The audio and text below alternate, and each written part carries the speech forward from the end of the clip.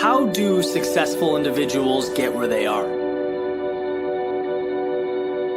People often look at those who have achieved at a high level as some unique breed or some kind of rare talent to be marveled over, when in reality, nothing about their success is predetermined. They tirelessly fought and scrapped for what they have. You see, being great in any capacity starts very, very small and then gradually evolves. It's derived from the vision that you have of yourself. Okay, having a goal and believing intrinsically with all of your being that you can get it and that you deserve it. This is what lights the fire to success. It constitutes your beginning. And as you proceed towards these goals, towards these aspirations, you'll find that the biggest challenge you'll ever face will have nothing to do with the people around you. Your struggle won't come from another team, the person you're racing against, or students competing against you in the classroom. Your biggest obstacle will always be yourself. You are the reason you succeed and the reason you fail. It's your individual outlook that determines everything. I mean, think about it. Every morning when you get up, you decide whether to be positive or negative. You can be optimistic or you can be doubtful. You can decide whether to be average or exceptional. Everything's in your hands, because no one will ever make anything of value happen for you. Ever. You need to be the one to believe in yourself when no one else does. And I'll tell you right now, there will be times when it feels impossible to do this, when it would be so much easier to conform to the expectations of others. But having this courage and this strength is what separates good from great. That ability to truly hold yourself to a higher standard, regardless of outside circumstance. You need to know that no matter what stands in the way of your dreams, it can be overcome, even when everyone and everything tells you that it can't. All you have to do is convince the person staring back at you in the mirror, because everything else is minor detail.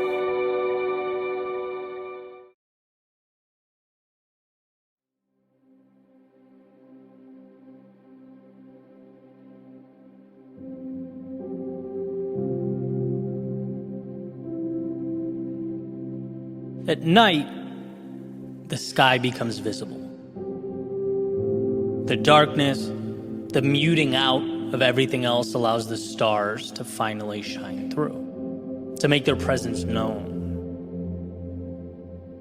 And during the day, conversely, one cannot see those stars, but the world around him on the ground becomes illuminated. It's a push and pull that seems to work perfectly. And I think there's something poetic about the partnership existing between the big picture goal and the small steps required to bring it to life. As one of my favorite sayings goes, keeping your head in the clouds and your feet on the ground. Because here's what's interesting. If one were to only look up at the goal, she'd be consistently reminding herself of the ideal without taking the necessary steps to get there. And if one were to only look down at her feet, well, her steps would eventually become aimless. And it's that duality, right? The need to both reassure yourself you can see the stars, as well as use the world around you to pull yourself closer to them, that changes things. Right? It's that beautiful dance that has to be maintained. And this is a balancing act that has certainly been challenging. Right? Sometimes the pendulum swings way too far one way, sometimes way too far the other. But in a perfect world, you want it gravitating towards the center. I remember just starting the YouTube channel almost a decade ago, having, big multi-million subscriber goals, but completely lacking the systems and everyday practices in place that would walk me towards that finish line. Right? I mean, sure, something's better than nothing. I was working and learning, but the actions simply didn't align with the objective. I had to correct them. And then I've been on the other end as well. Right? I'd be doing things every day without knowing why. All steps, no goal. That sort of thing occurs when routine takes on a life of its own. You start doing things because, well, it's what I do. It's what I've always done. And, this is when one has to look in the mirror and ask the difficult questions. And look, anytime I can squeeze the complexities down into the simple, I try and do that. So with that in mind, my questioning goes like this. What do you want? Know the answer? Okay, good. Next question. Is what you're doing taking you closer every day to what you want? Asking that question in a serious way takes a spotlight to one's world. Using my previous metaphor, it shuts the lights off so the North Star becomes visible. And then, right, turns them back on to ask yourself if you're using your resources to move there. And I've become pretty good at asking myself this question consistently, and still I find things that don't belong. That sort of, they hide in plain view. I have faith that I'll end up exactly where I need to be. But that faith is rooted in my commitment to continually assess, to scrutinize, and adjust. There's very little hope and a substantial amount of trust in my ability to continue forward. There's an idea referred to as the Stockdale paradox, which states, and this is the first definition I grabbed from Google here, you must never confuse faith that you'll prevail in the end, which you can never afford to lose, with the discipline to confront the most brutal facts of your current reality, whatever they might be. That's where the tough love thing comes in. Be your biggest fan because no one will believe in you unless you do. It all starts with your trust in yourself to navigate the process and arrive where you must arrive. But it also requires you are your biggest critic. It means the reason you trust yourself to get there is because you know you won't just sit back and say, I'll win because I believe I'll win. No, you'll win because you will, while having your head in the clouds, be brutally pragmatic with the steps you're taking on the ground. You'll win because you're committed to learning and adjusting. One of my favorite epiphanies when I started doing this full time was the realization, at a very small scale at first, that, someone can't fail unless they quit. You can't lose unless you stop. Impossible, someone might think, right? Well, no, because when you miss the mark or you fall short, you take a second to understand why, and then you come back to the problem or challenge again, right? This means life is a game of tenacity, of persistence, of commitment. The one who keeps adjusting and coming back is bound to connect the dots eventually,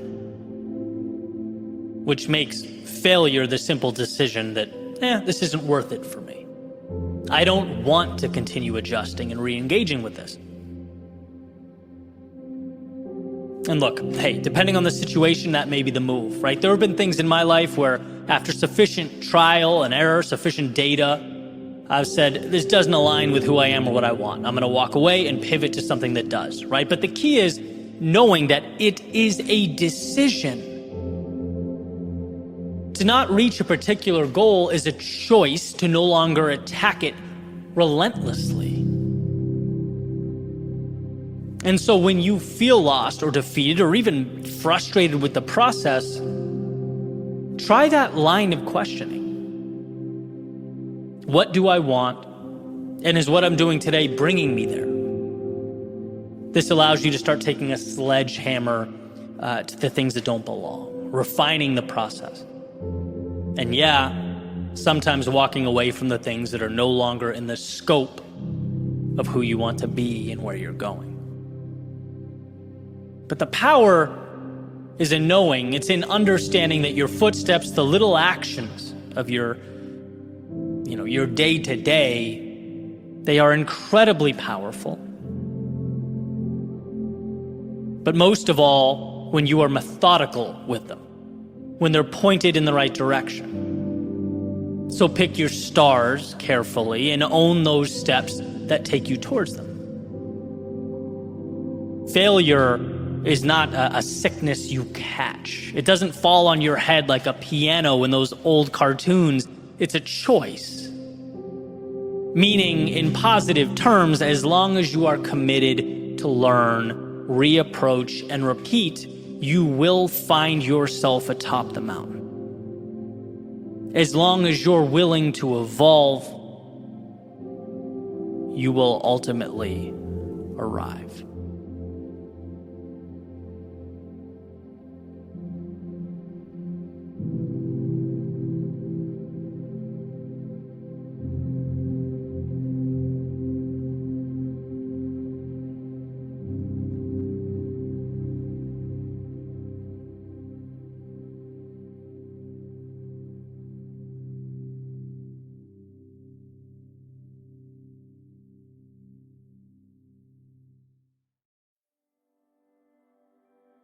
I recently heard someone say, it's not about doing your best, it's about doing what's required. Are they different? Very. Here's my take. Doing your best has an emotional component attached to it. It's subjective. What exactly is your best? Well, it's a story that you tell yourself. A narrative, opening the door to limitation.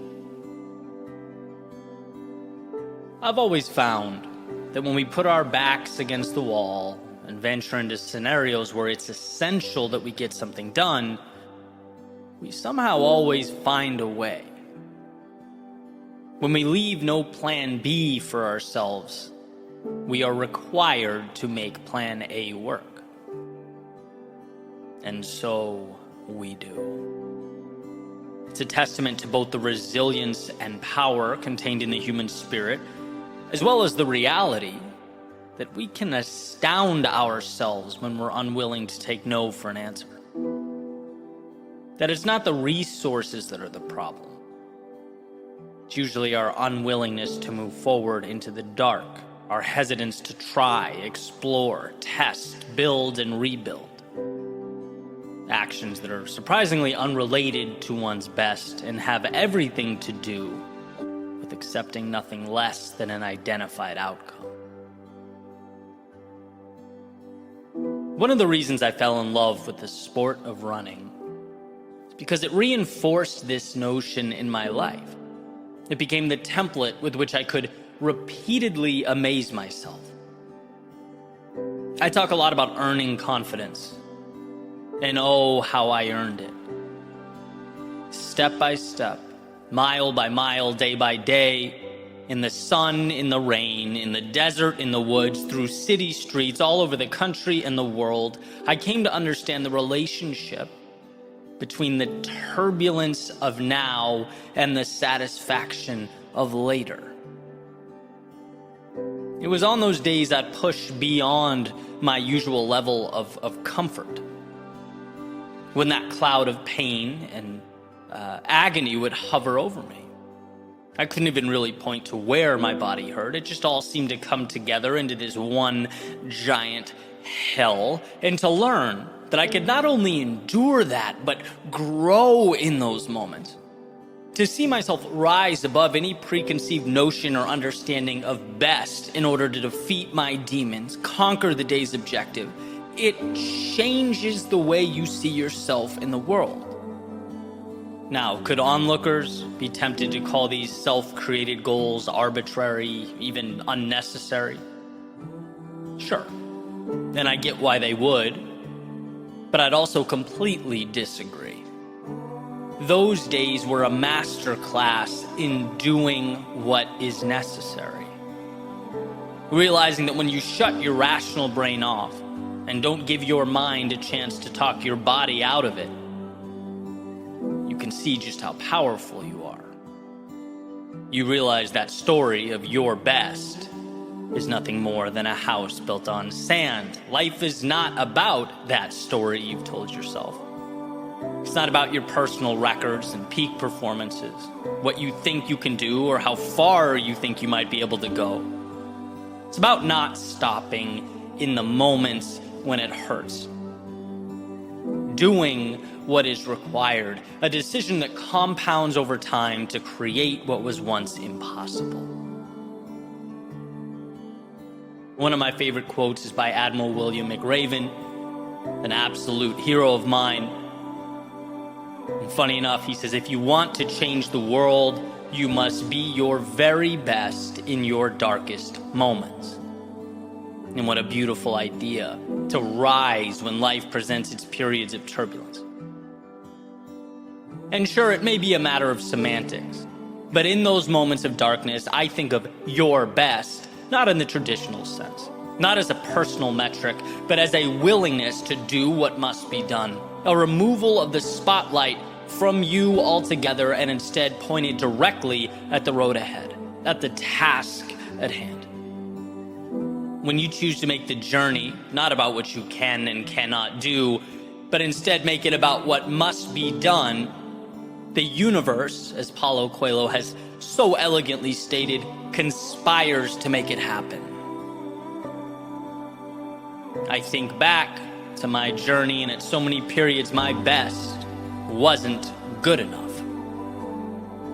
I was so lost and so overwhelmed that the only thing I could do was not stop moving. That was my superpower, simply trudge through the fear of things falling apart, the nagging pride and hurting ego. And what I learned was that life is no different than all those miles I'd put in running. How I felt, or what my previous capabilities were, what I deemed my best to be, it was all noise, it was all irrelevant. What was required was that I move forward through the chaos and to something better, and so I did. And in your world, so can you. The stories we tell ourselves are so powerful, and in many ways valuable in our journey through life. But there's one narrative that eliminates the necessity of so many others. You can get to the top of whatever mountain you are seeking to climb so long as you do not stop. So long as you let go of the limitations tied to your quote-unquote best and instead do what is required to get there. You'll see how adaptable and transformative that best really is. How it's a lagging indicator. It will take time, but you're capable of being patient. And it will have its moments of chaos, but you are capable of weathering those storms. It will present obstacles that leave you unclear, uncertain, sometimes unprepared, but you're capable of picking your head up and moving through that haze. What you know of yourself now is a fraction of a fraction of a fraction of what you're capable of doing.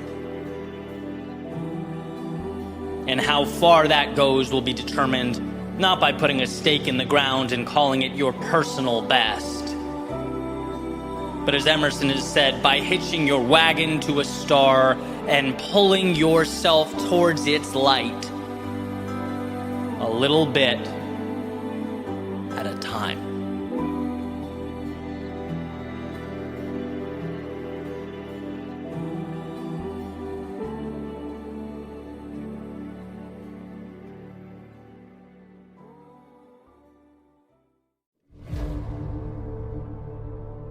Les Brown has said, you don't get what you want in life, you get who you are. If you put the man together, the world responds. You build yourself up, evolve, life around you will transform. Someone once asked me on a podcast episode about imposter syndrome, why I think it's actually a very positive thing.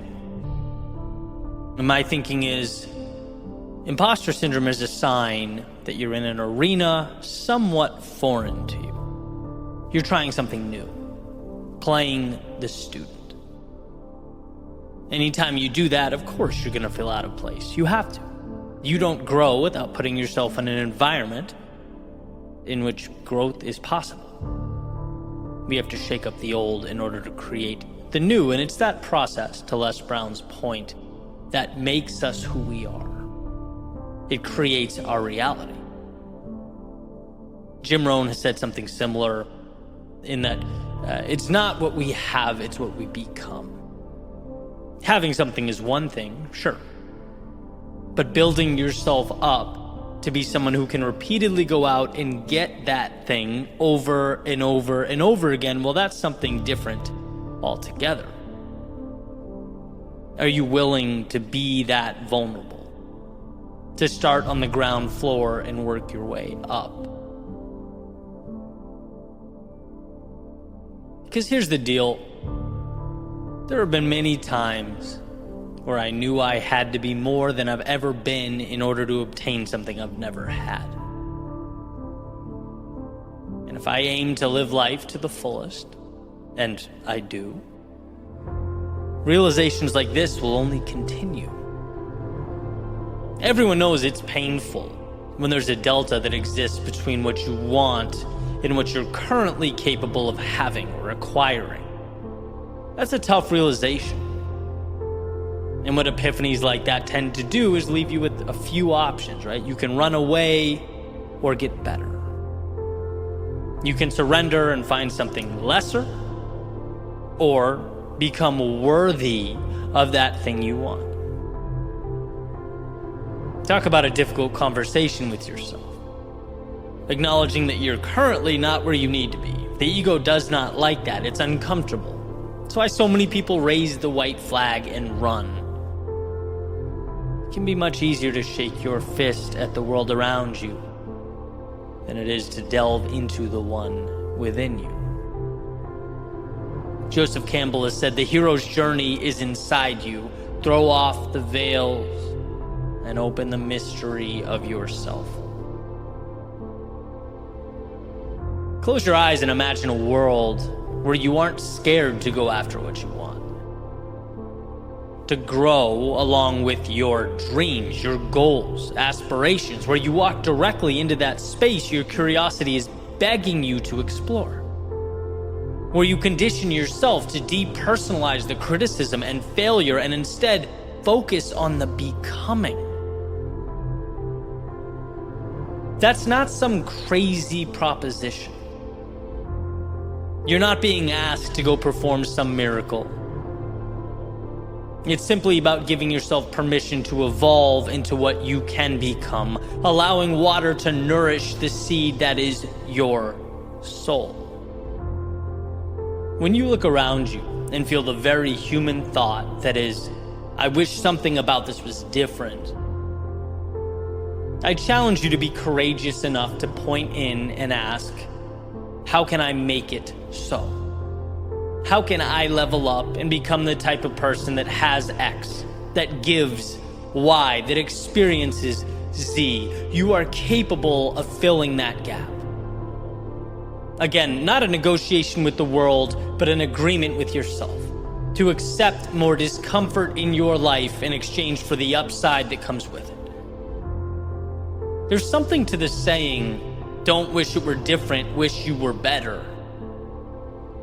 Because again, it places power and control in your hands to evolve and make it reality. It's crazy to me how easy it is, and because of that, how many people complain about something their entire lives without owning the change.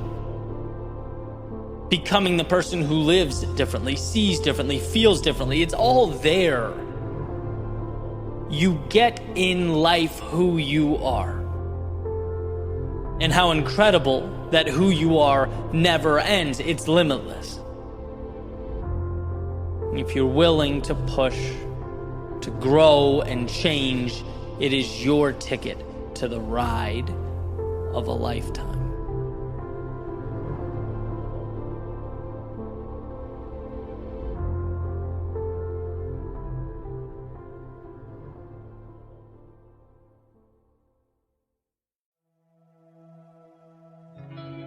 You can become so fixated on winning or losing the game that you forget to ask yourself, am I playing the right one? Is this my game?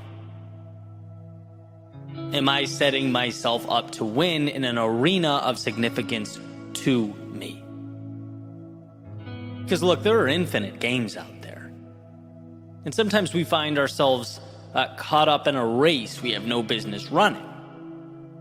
Meaning it doesn't really do anything for us. It's not where we want to be or should be.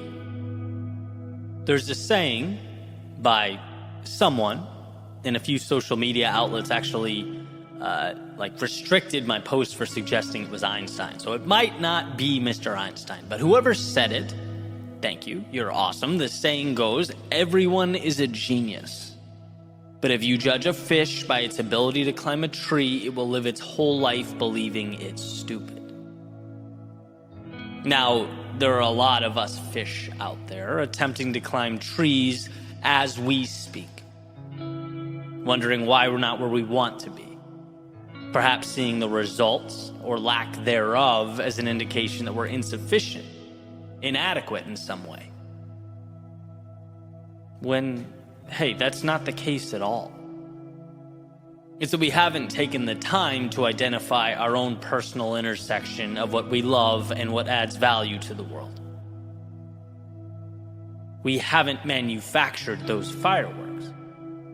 That's something that has to be explored, found. J.R.R. Tolkien, not all who wander are lost, right? And I think we innately fear this process of searching because it's unsettling to not know how things are going to play out. Trust me, I've been there, right? It's taxing to not have your packaged little elevator speech and a 5-year vision when it seems like the whole world does. But to deprive yourself of this exploration is to potentially forfeit the very thing that you come to live for. Most of the time, purpose doesn't fall into one's lap. You have to have your eyes open. What's meaningful must be sought out. Now, I'm going to play a little devil's advocate here, because our world is not black and white. It sort of lives in this gray space, right? Can you win at someone else's game? Sure. There are a lot of people, quote unquote, succeeding in areas that are not ideal, that they don't love, that they're not their best in. But how is success being defined? I've talked extensively about my journey and all those games I used to play, the targets I used to aim for. And I know a lot of people who've come to similar epiphanies, right? But when you don't realize you can exit stage left and begin again, start something new, you simply continue this same song and dance. Right? It's not life that keeps us confined, it's ignorance that keeps us confined. We simply have to be taught that there's more. And I understand to find an arena where you can thrive in a purely historical context is a luxury. And you are programmed to survive. You're not programmed to build an art studio because it's your passion, right? But there lies the battle. We are at a place in time where we have collectively cultivated abundance. The phone you're using to consume this content, that little thing can be a portal that transports your thoughts, your creation, your business to the masses. You have at your fingertips access to billions of people.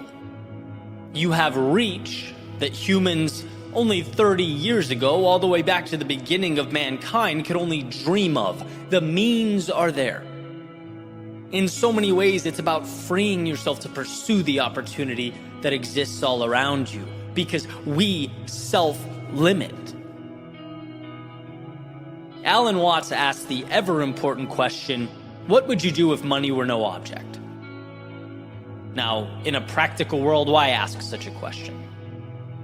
Simple, because removing those monetary constraints as you contemplate your answer allows you to truly analyze what endeavors are meaningful to you.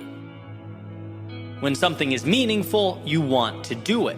When you want to do it, you immerse yourself in those little intricacies, in those details that the average person simply doesn't pay attention to. Making you so good at whatever that thing is that eventually, not only can you be the best at it, but you can monetize it, and probably at a very high rate. It's not money holding you back. It's not time holding you back. It's not the external world holding you back. It's what you have been conditioned to believe that's holding you back. You are a genius at something. You are king or queen of your empire, victor within your arena. But to realize these things, you have to, 1, understand it's a possibility, and 2, refuse to stay stagnant. We have to stop conceding so much while simultaneously accepting so little. Life will never provide what you do not ask for. So why? Why be scared to ask? Life won't tell you you're a fish climbing a tree. You must tell you that. Life won't expand your horizons and adjust your trajectory.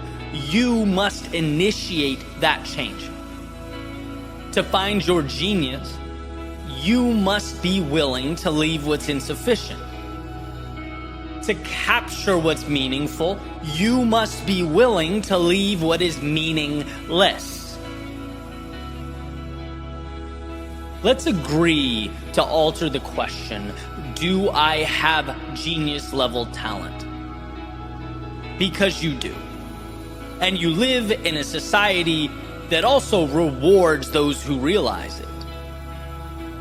The question we need to be willing to ask is, are you willing to walk on shaky ground? To abandon, at least for a period of time, safety and the comfort of predictability in order to find that genius? Are you willing to nurture the greatness that already lives within you? Because it was never a matter of ability. It's a matter of what you're willing to discover.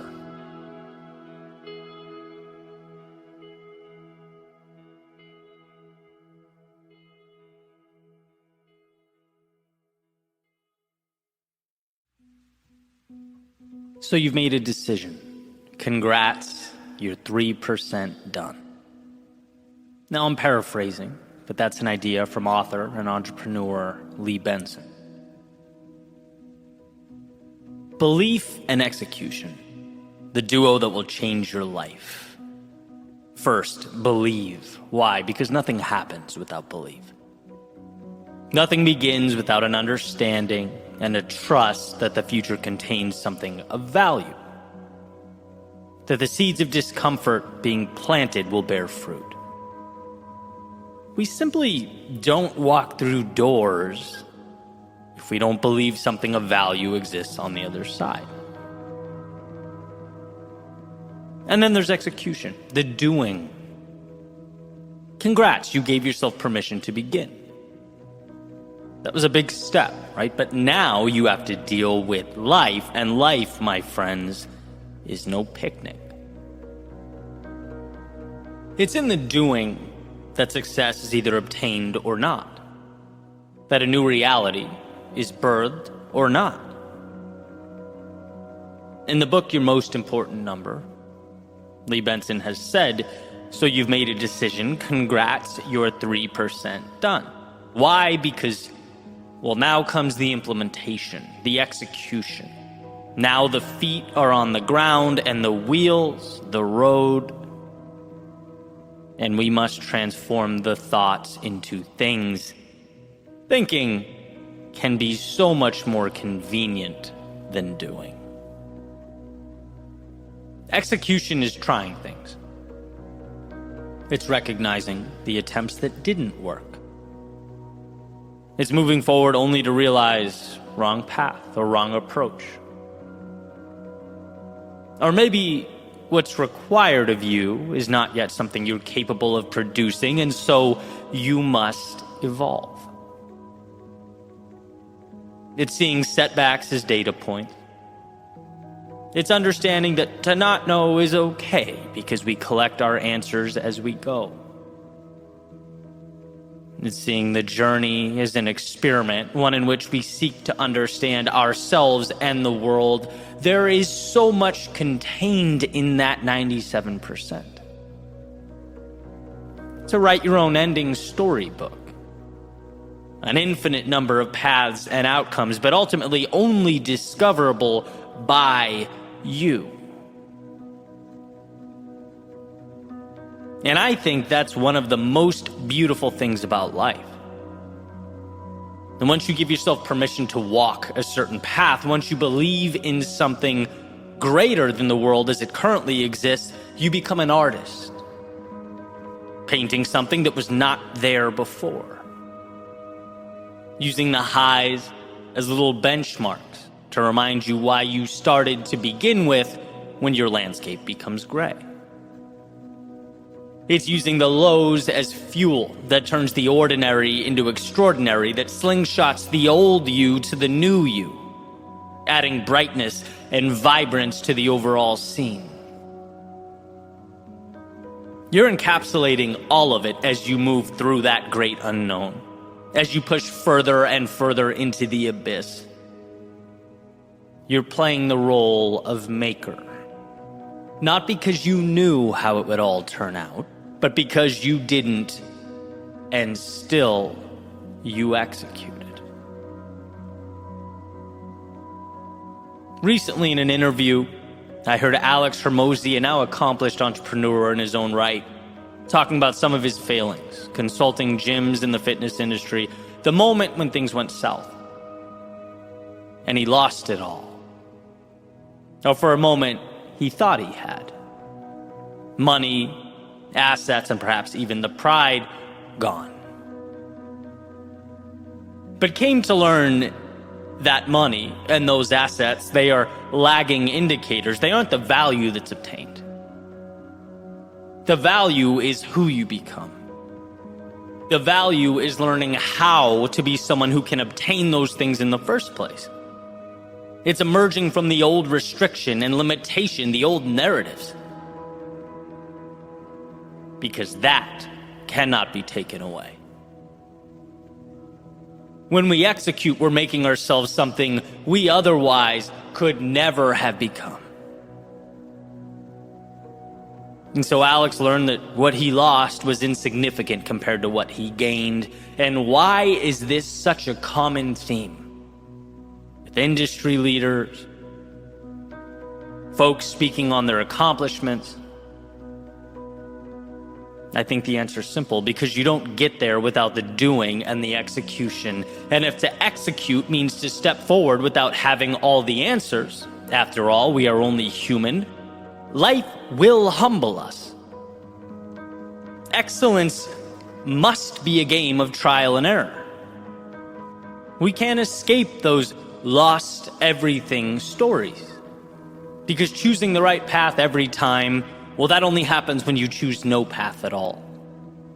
We have to act and be okay understanding that action brings with it mistakes and lessons and setbacks. You know, all those little annoying things that become greatness. 97% is left because the path before you is unwalked.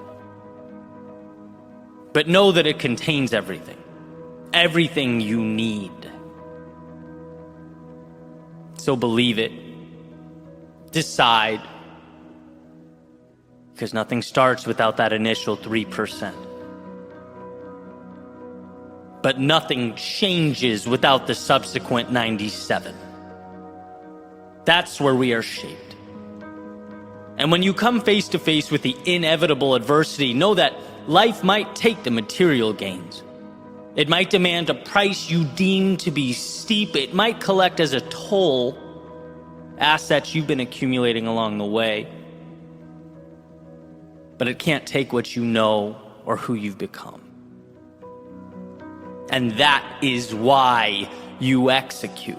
To build the world around you, yes, but most importantly, to build yourself into someone who can thrive in such an environment. It's in doing that the man is built.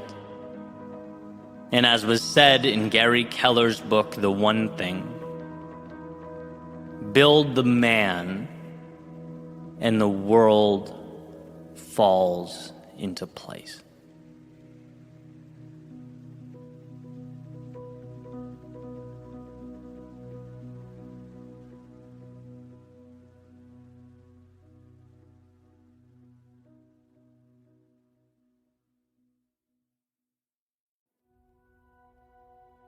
The other day, I was on a podcast with Evan Carmichael, who's a YouTuber and entrepreneur. And we were talking with Shaquille, who was the host, about the mental side of the entrepreneurial journey. How we set goals, but also prepare ourselves for the inevitable adversity associated with growth. And one question Shaquille asked us was, where do we see ourselves in 5 years? Okay, so side note, I have a unique relationship with this question. As someone who was unsure and experimenting with their career, right, for much of their adult life, I never quite knew how to answer it. You know, it's like two things can be true at once. It's a very reasonable question. But I also didn't like answering it, right? Hated it to my core, you could even say. I could never really articulate why. It just made me uneasy, right? Like 5 years is a lifetime. How am I supposed to know? And again, no knock on the host at all. It's a very common and practical question. I'm glad he asked it because it opened the door to a pretty cool conversation. So anyway, he asked the question and I'm thinking, oh man, like how am I going to approach this? And before I said a word, Evan blurts out, look, if you know exactly what you're going to be doing in 5 years, you're thinking too small. And that comment, to say it made me happy was an understatement. It was like, thank you for saying what my mind has been trying to piece together for a decade and a half. You know, if you know exactly where you're going to be, of course you're limiting yourself. There's just too much predictability, too much routine, process, and not enough experimentation, not enough life. Why? Because growth is unpredictable. It takes us places we didn't expect, shows us things we didn't anticipate. It unveils truths and minor miracles about ourselves that we, let's face it, never would have seen had we been dismissive of all life's variability and opportunity. Now, does this mean we don't move with conviction in a general direction? Does it mean we don't have goals or ambitions? No, I certainly don't think it does. Right? You can't hit targets you don't aim for. That will always be true. It merely means life is not about being perfect in bringing about a particular result. It's about making adjustments throughout your pursuit of meaning. If you feel closer to your purpose when you change the medium, then change the medium. If it means, your heart tells you left is where the value lies and not right, then go left, right? To me, it's essentially reminding us that life is not a black and white, yes or no, checklist or test. It's a game, and you have to grant yourself the freedom to play. You have to give yourself permission to grow. I think about how much time 5 years is. And how 5 years ago, I wasn't even thinking about creating media the way I do now with the amazing team of people that helped me. I wasn't speaking on stages. I hadn't crafted my creative style. I didn't know the people I know now who introduced me to not only new people, but new ideas. These are characters, they're stories, they're opportunities that present themselves only as you immerse yourself in the journey. And I was okay not knowing exactly but merely moving towards a general direction. The most important decisions were, looking back, not what I said yes to, but what I said no to. As I moved through life experimenting, learning, growing, I was able to craft something that worked for me. Not other people. Not what's in books. There's no roadmap. No, it's an experiment. And this is more of the reassurance I would have wanted during those years from an older version of myself. Like, it's okay to not know exactly where you'll be. Just promise yourself this. If it matters to you, you'll find a way to move to it, with it, towards it. And if it doesn't, then let it go. Surround yourself with people that lift you up. And if they don't, let them go. You'll hear a lot of talk about the right way to do things, especially in this information age. Those ideas and decisions may have in fact been right, but they also may be wrong for you.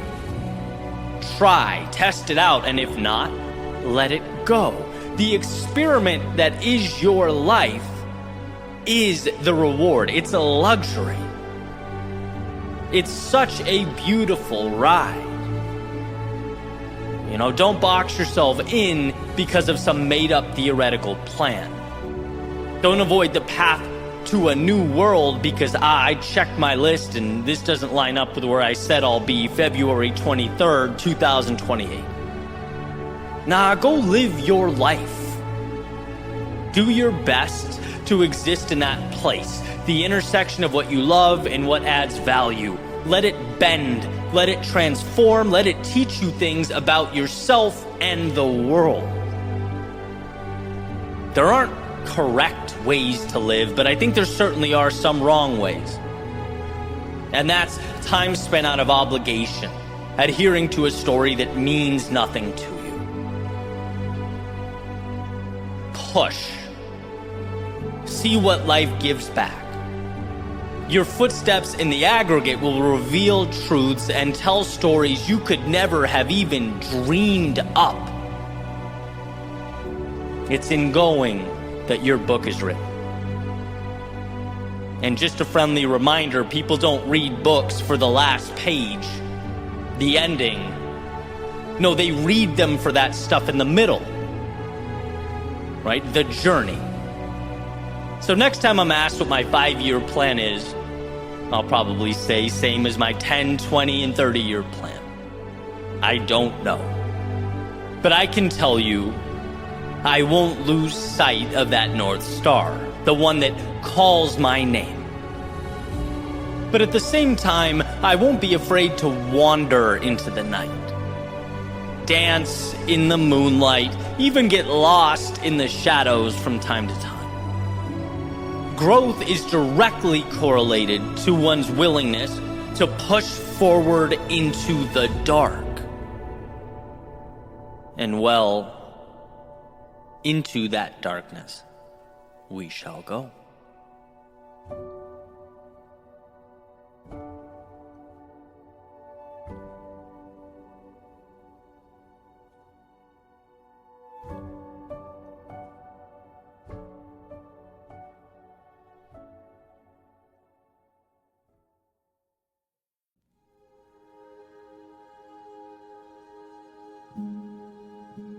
Sometimes I wonder why. Why does this season of life feel like it's one undesirable outcome after another? What happened to the law of averages?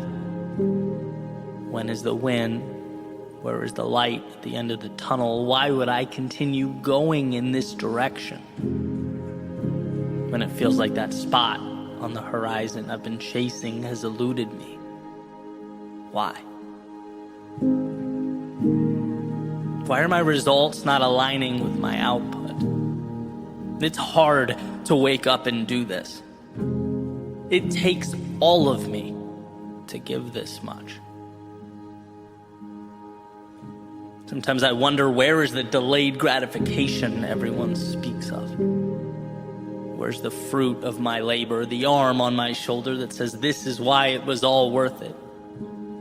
Why hasn't the payoff shown itself? Why? And why does it seem like every curveball materializes at the worst possible time? Why won't my body cooperate now when I need it most? Why does my mind play with the worst case scenarios? Why does an already challenging path have to be more difficult than it is now? How many ways do I have to feel pain? Why does discomfort follow me around? Why won't life let me shake this? Why? Well, maybe, just maybe, it's to show you how strong you are, what you can endure. Because deep down in your soul, you know you are the 1%. Because if you can push through this, you can push through anything. And I don't know why life gives us its lessons when it does. Why the world seems to stack it on when we're at our most vulnerable. When the ground beneath us is most unstable. But if you can find the courage to step back and see this for what it is, if you can hold on to the idea that this is happening for you, you'll come out of this a different person. You don't need to perform a miracle when you're at your lowest. No, the courage, the power, the strength is in showing up. You need to continue forward. Let go of the week, the month, the year. Sometimes we are tasked with pushing through the moment, the hour, surviving the day. And sometimes there is nothing more courageous than that, nothing more powerful than seeing what it turns into down the road when we look over our shoulders and are grateful we never stopped. So yes, this season might seem like a non-stop barrage of obstacles and misfortune. Why? Perhaps because it's life allowing you to plant your seed now, so that when spring comes around, you are provided something you've never had before. You arrive at that spot in the horizon you've been aiming at. And yes, the results might not feel like they're aligning with your output. Why? Perhaps because when the compounding reaches that magical point, that point of statistical significance, and the desirable things happen then, as quickly as the difficult ones do now, it'll all make sense. You'll appreciate it, value it, and be equipped to handle it. And yeah, life might seem to be throwing you curveball after curveball. Why? Perhaps because if you can trudge forward now, when your body's tired, while navigating the trials and tribulations of life, when you can bring greatness into existence under duress, just imagine what waits around the corner. Imagine how you'll perceive those seemingly impossible obstacles that slow everyone else down. There'll be nothing more than a cool breeze and a sunny day as you move towards your best self.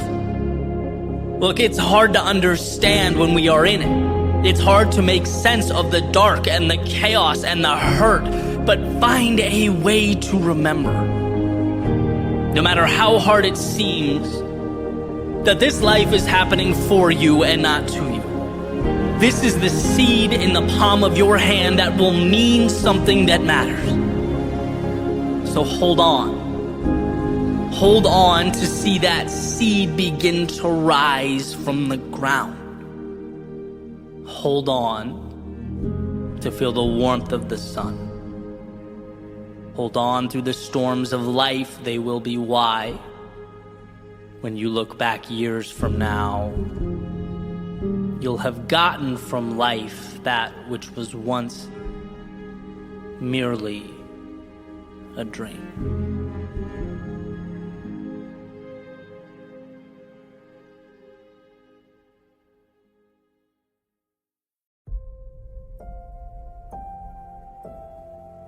Why is it that the average person seeks out the advice of what feels like 1 million people before consulting himself? Knocking, looking, hoping. Is he looking for answers? Or looking for permission to be who he already knows he is?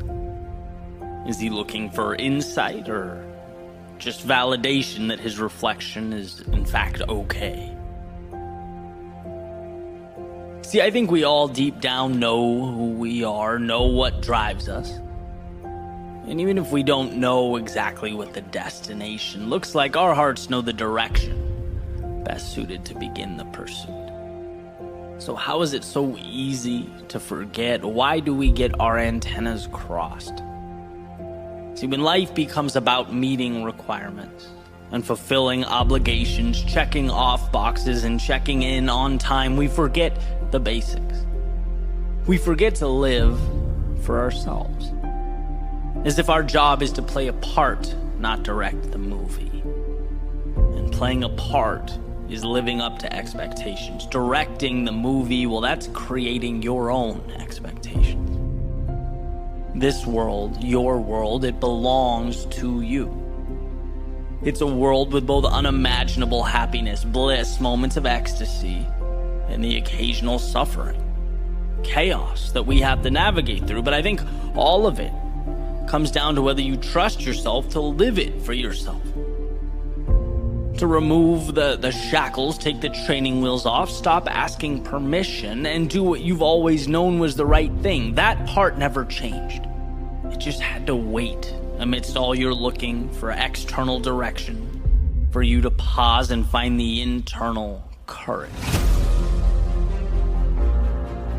Freedom is not a life without chaos. It's trusting yourself to determine which dragons you will slay. It's not a life without battles, but fighting those battles that result in your liberation, dismissing the oppressors that build fences in your mind and chains around your soul. I've thought a lot about the idea of a life well lived, what it means, how it feels, and it seems to me it's about intentionality. Where are you going? It's not that you can escape suffering or eliminate fear. It's not that you'll avoid getting lost along the way, but it's the why. Why we endure these things makes all the difference. Is it for a better tomorrow or simply to get through today? And it's amazing, accidentally stumbling upon that which scares you and intentionally facing that which scares you are so different that their occurrences trigger completely different neural networks in the brain. See, overcoming fear is ingrained in us. We want to grow. We want to evolve. We need more. The question is whether you will step out of the line that someone else made for you and live a life that is your own.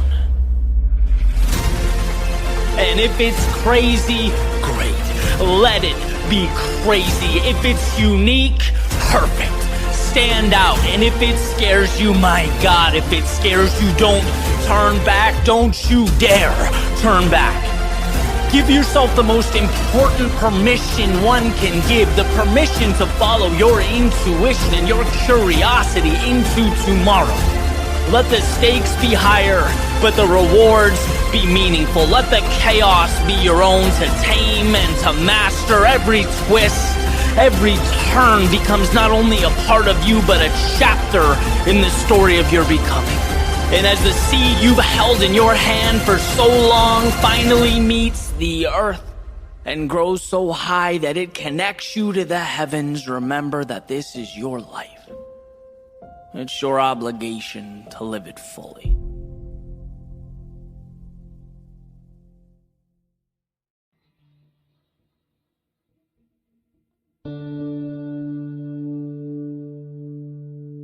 We all enjoy the prospect of perfection.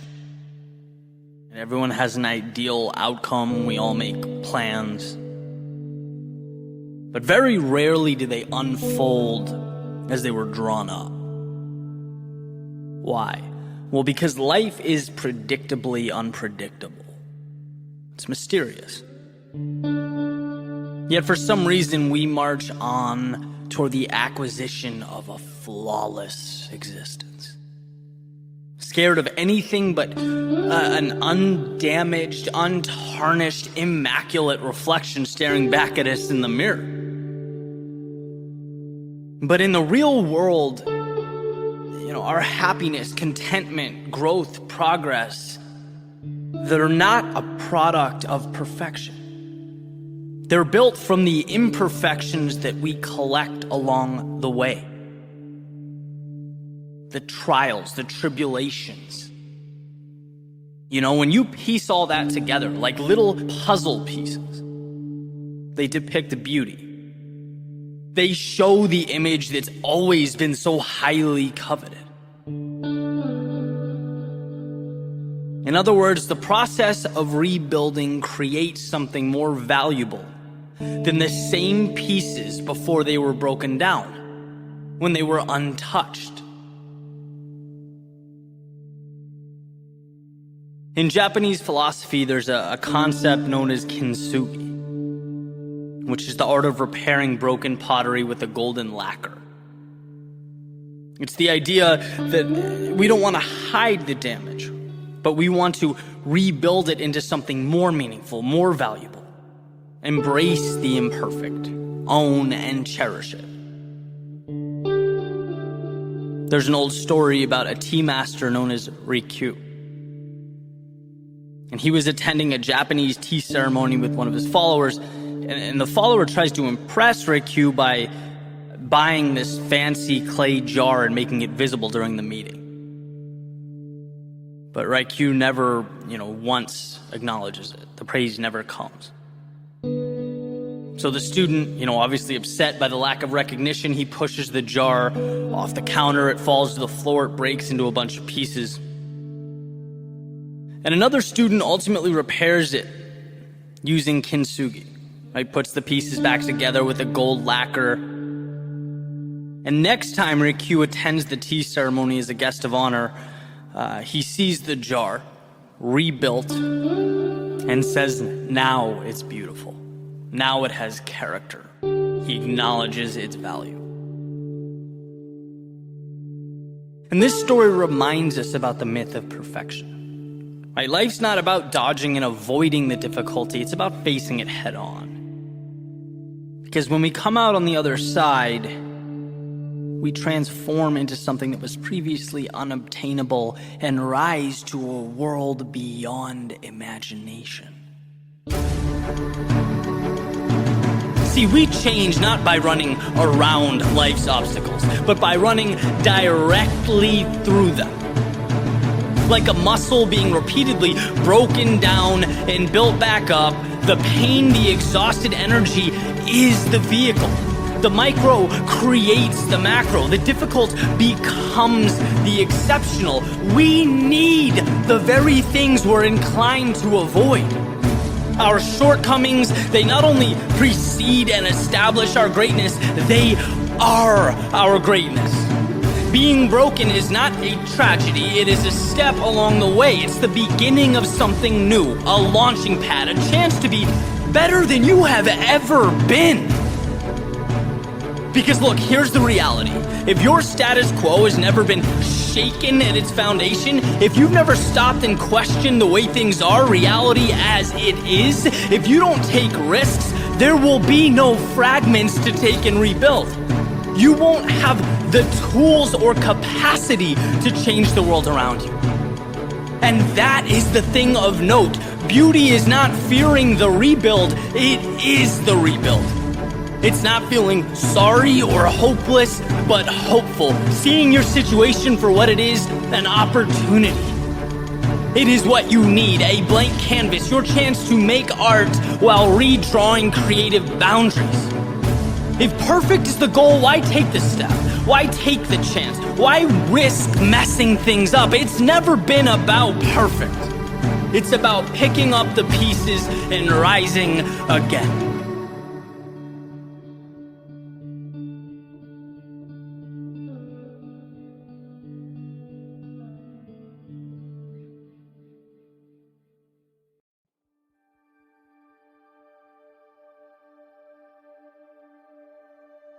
If there's time, then there's time to turn things around. If there is a tomorrow, then there is hope today. The only have-to-be's in life are the ones we prop up and adhere to. And how interesting that oftentimes we don't even realize we're the ones holding them up. There's a simple question that I like to ask as the sun comes up and the coffee brews. Am I living today like it's an obligation or something more? Is it an automatic continuation of the past or a methodical move towards a future that lights me up? And these aren't small distinctions, right? I've lived both ways. I've felt what it's like to feel both.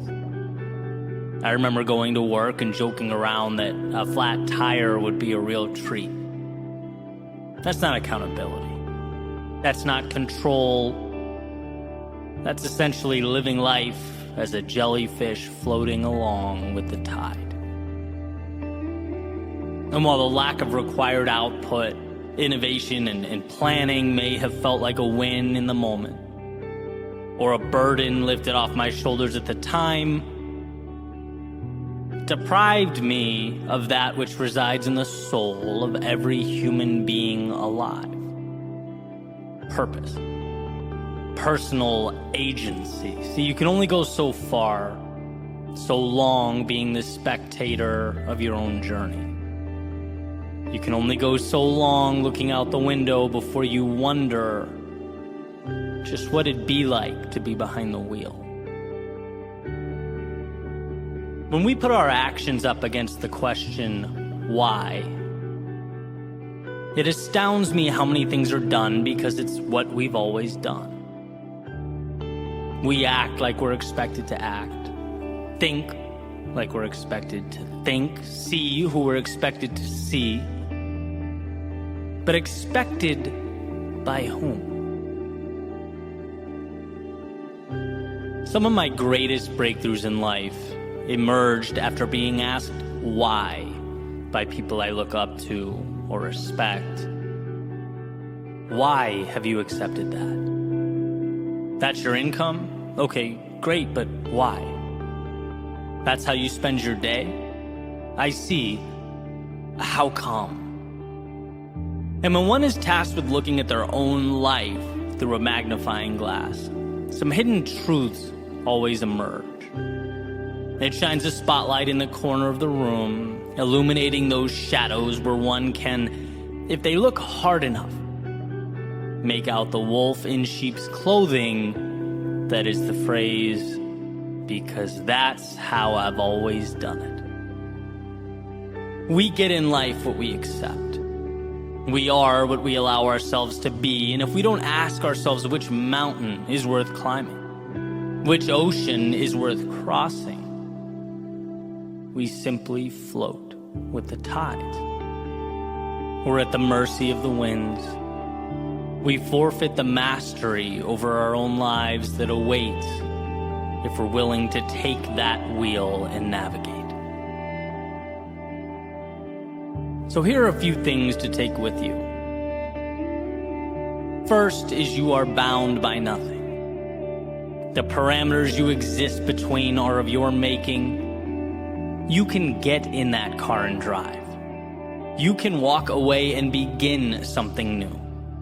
You can entertain that vision that's been conveniently tucked away in the back of your mind. Understand that to not go is fine, but it's a decision. And perhaps a decision you'll wish you made differently. And second, difficult today liberates you tomorrow. It's easier to observe. It's easier to say how you wish things were. After all, stepping out into the fast-paced, chaotic world is tough. It's scary, it's unpredictable, but it's where you find yourself and the path that's calling your name. It's beyond the pins and needles, emerging as one jumps into the cold water, that they're able to find that evolution. If there's time, then there's time to turn things around. If there is a tomorrow, then there is hope today.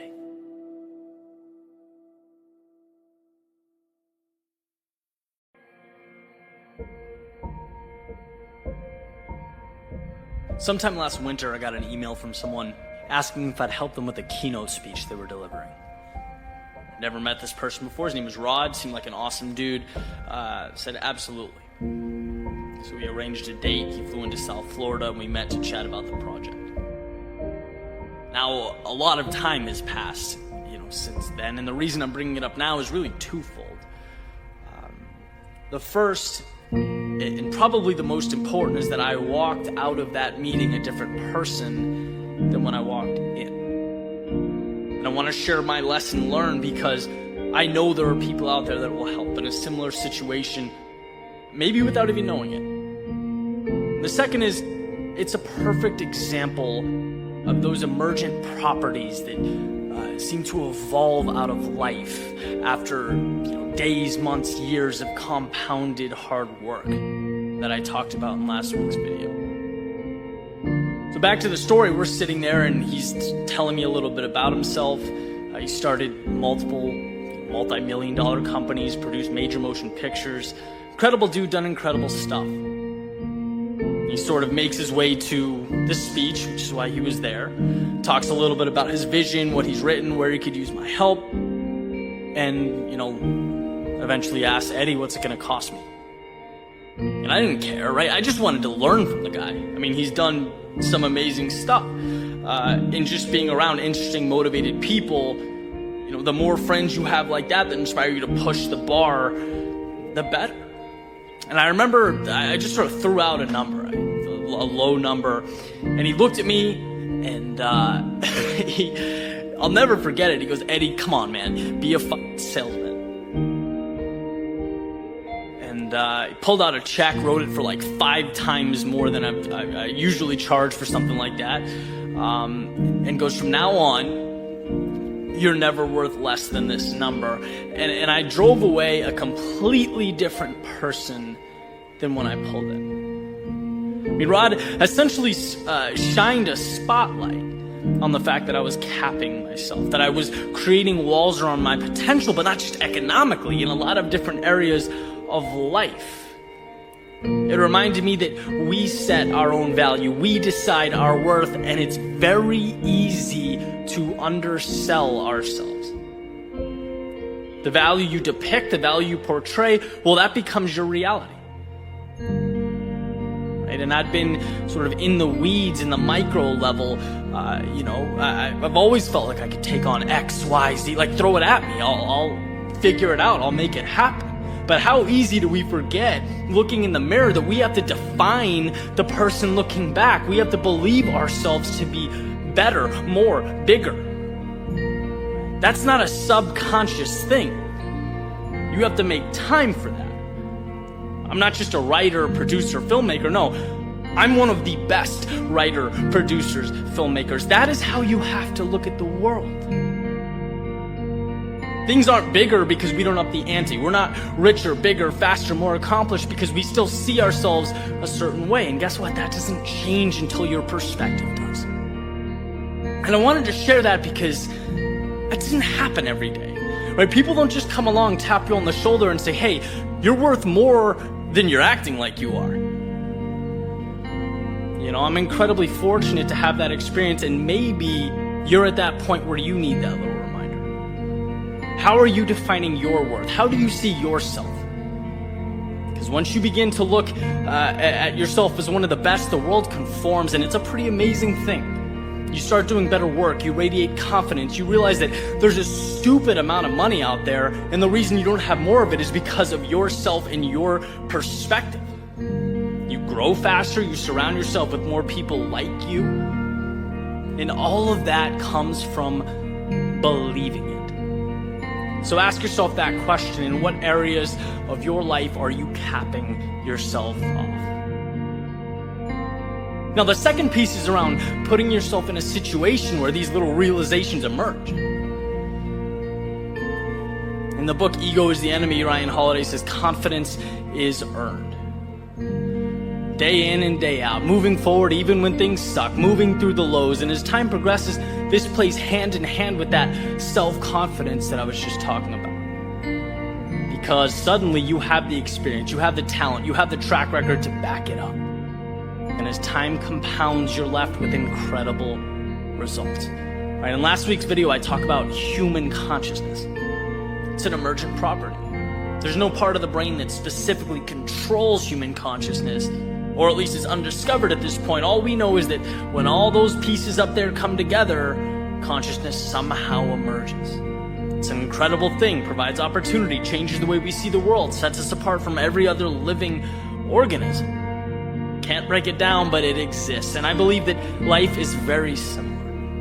Working hard every day, taking those tiny steps, not giving up, driving towards some invisible destination. All those little things come together and put you in position. They open the door for opportunities that will emerge down the road. They set up the people that will come into your life, the things, the opportunities that await. A lot of ways you can't plan for them, but you're building a platform that enables success. Those little pieces come together and create something bigger than the sum of their parts, something that wasn't there originally. You can't succeed with only the vision. You can't succeed by blindly taking action. These two things work together and open doors.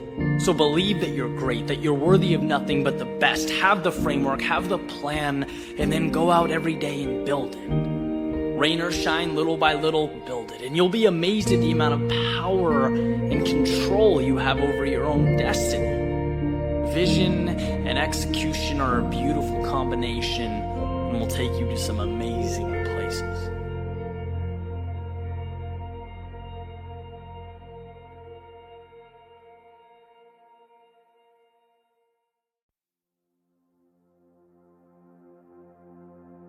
The thing about storms is that they all have one thing in common: they pass. And once gone, they leave you as a person different than who you were before you stepped in. Before you found yourself consumed by its adverse conditions. They are disruptors, breaking down and shaking up, but not for the sake of chaos itself. No, storms break us down so that we can build again. So that we can find within ourselves the power and the strength that simply remain tucked away during those sunny days. And so walking up to this storm, what you'll immediately notice is a break from the normal, the everyday. An obvious detachment from the standards by which you had been living. But don't be fooled into thinking those dark clouds and heavy winds have nothing of value for you. Don't be tricked into thinking the rain will consume all the good in life. Because at the end of the day, it's that very rain that washes away the excess and leaves the meaningful. We don't grow despite the storms. We grow because of the storms. So compose yourself and embrace what's around you. Amidst the storm, you might realize that you don't want some of the things you thought you did. You might realize that life contains variables that make it incredibly unpredictable. And when old plans meet new variables, sometimes we learn that the path we were walking down requires adjustment. It needs change. Not because we were wrong, the dream was wrong, or the path was wrong, but because life is an experiment. Experiments are meant to test hypotheses and support exploration.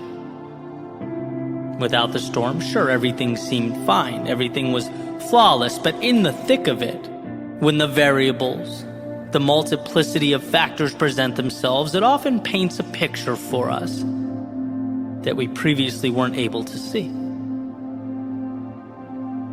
That's okay.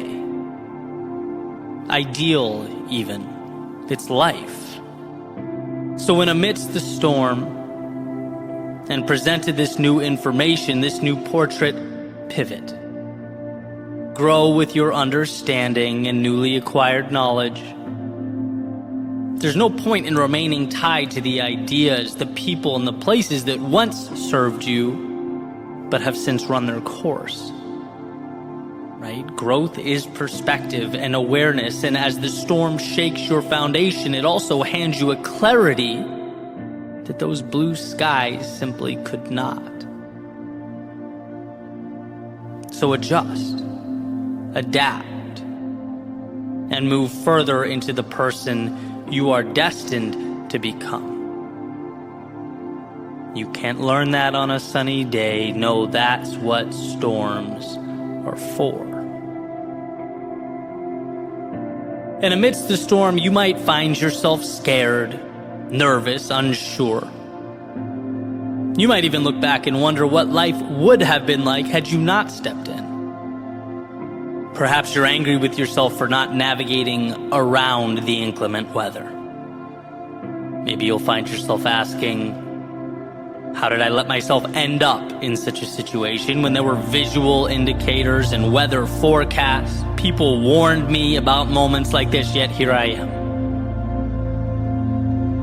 You might find that the drop in temperature is uncomfortable, the rain difficult, the wind annoying. But here's what they don't tell you. There's something innately powerful about proving to yourself that you can move forward despite those things. That when you're scared and step forward anyway, when you're lost but maintain your poise and trust in the process, when you're down but cling to hope, to that light at the end of the tunnel, you emerge with a different understanding of who you are. You end up stronger because you've allowed yourself to become stronger. And you don't get that on the sunny days. No, that's what storms are for. And amidst the storm, you might feel like the sacrifice required in life is more than you want to endure. Maybe even more than you can endure. After all, it's during our trying times that we're forced to make some of our most difficult decisions. We might be forced to let go of some things that had been staples in our lives. That in order to say hello to some things, we must necessarily say goodbye to others. And this hurts. Especially while it's happening, it hurts. But what you're really doing is learning to identify what matters and mitigate the things that don't support that journey. Sometimes storms teach us that growth is not about acquisition and obtaining more.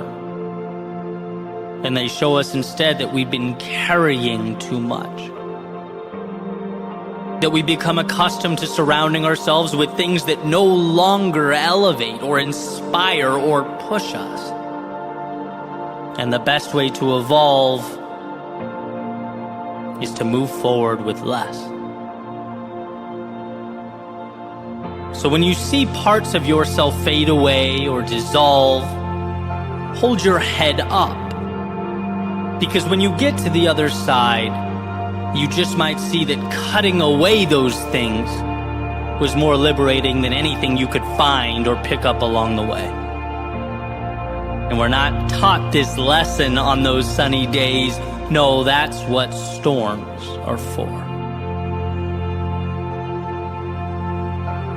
And amidst the storm, it's quite possible that you'll feel lonely from time to time. Maybe misunderstood. Perhaps like the whole world has everything figured out. They're moving single file through the correct door while you wander around aimlessly. That's not true.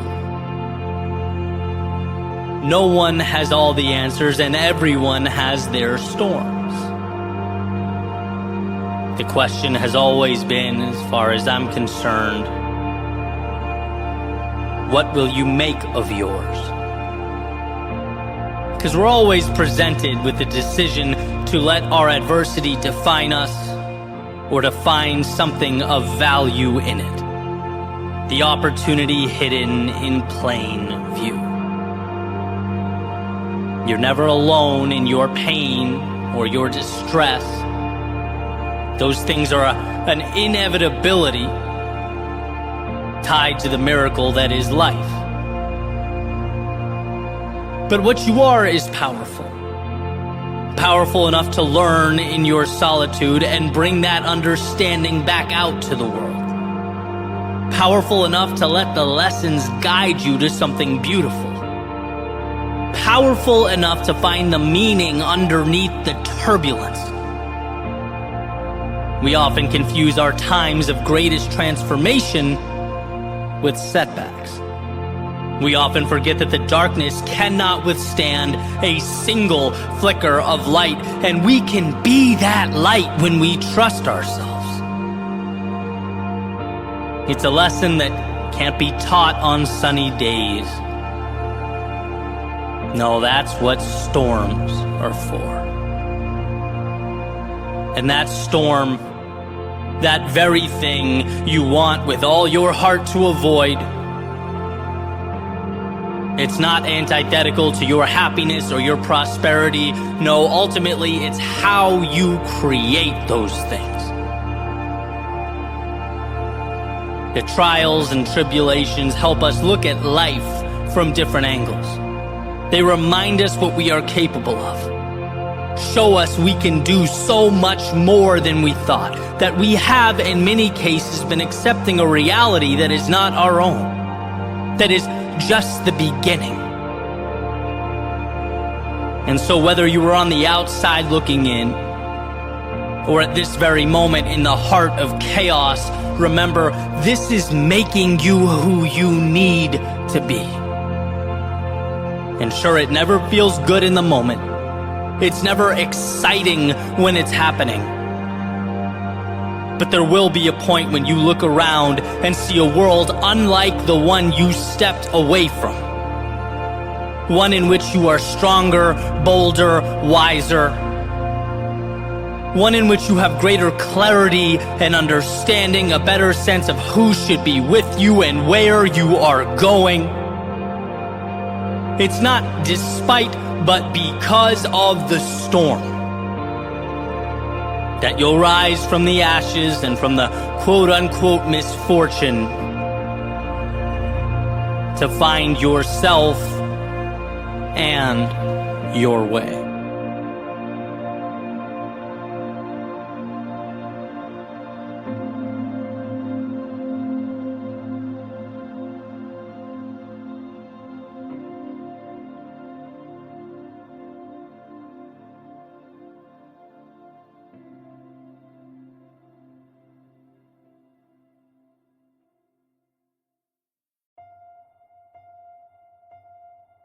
It's time. The world will not stop spinning. The clock won't stop ticking. Days won't stop slipping by. It's time. Things won't suddenly get easier. The difficulty does not remove itself. The path does not narrow. It's time. That perfect moment, it doesn't exist. A flawless beginning is fiction. The stars will never align for you. It's time. Not tomorrow, not someday down the road, but this very second. See, you don't need all the answers. You don't need to know or be sure or be armed with guarantees. Your job, your only requirement is to begin. It's time to trade fear for opportunity. Someday for right now, it's time to stop thinking small, stop seeing what you want as a reach, to stop looking at success as a stranger. It's time to sit down and convince yourself that what you want can be accomplished when it's as real as the space in front of you, when it's as probable as the completion of a single step. It will happen because it has to.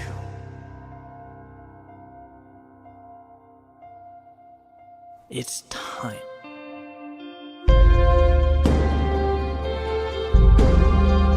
At some point, you have to see that you're not simply playing conservatively.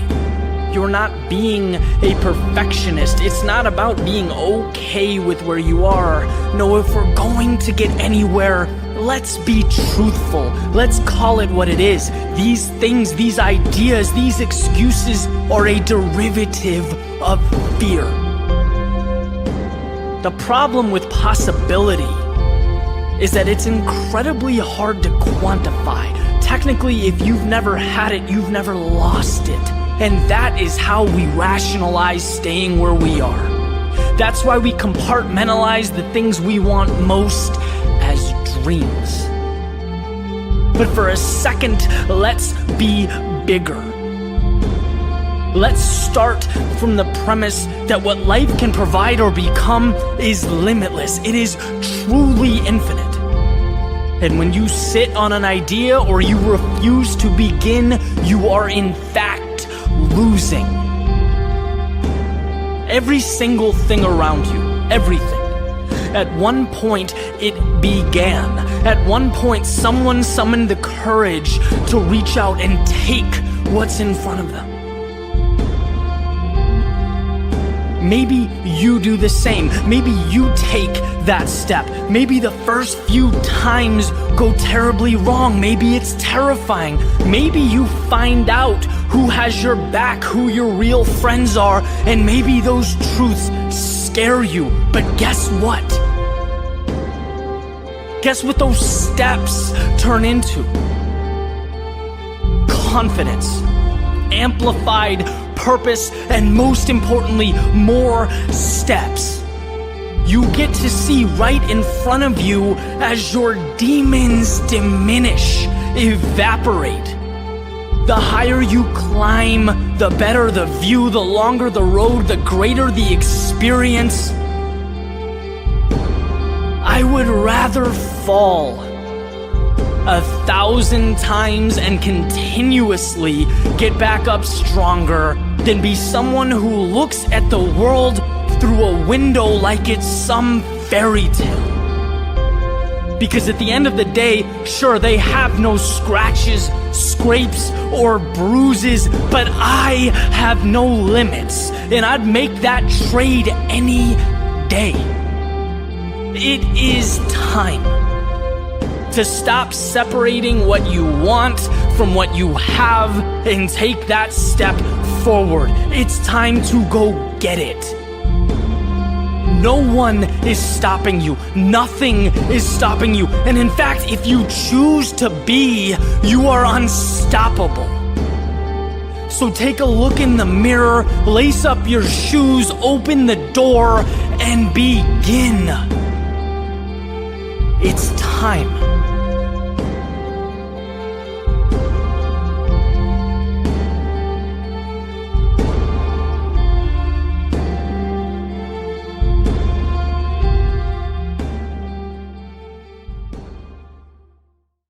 It's a scene from a movie called Dead Poet Society, and this quote just really hit home.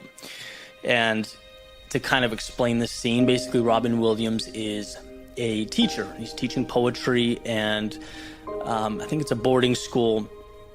And there's a bunch of kids around him, and he's explaining to them, these are kids with ambitions. They want to be lawyers and doctors and businessmen. And he's saying, I get that, right? But here's why poetry matters, right? And so it becomes a metaphor for life, essentially. So what he says is, to quote from Whitman, "O me, O life, of the questions of these recurring, of the endless trains of the faithless, of cities filled with the foolish, what good amid these, O me, O life?"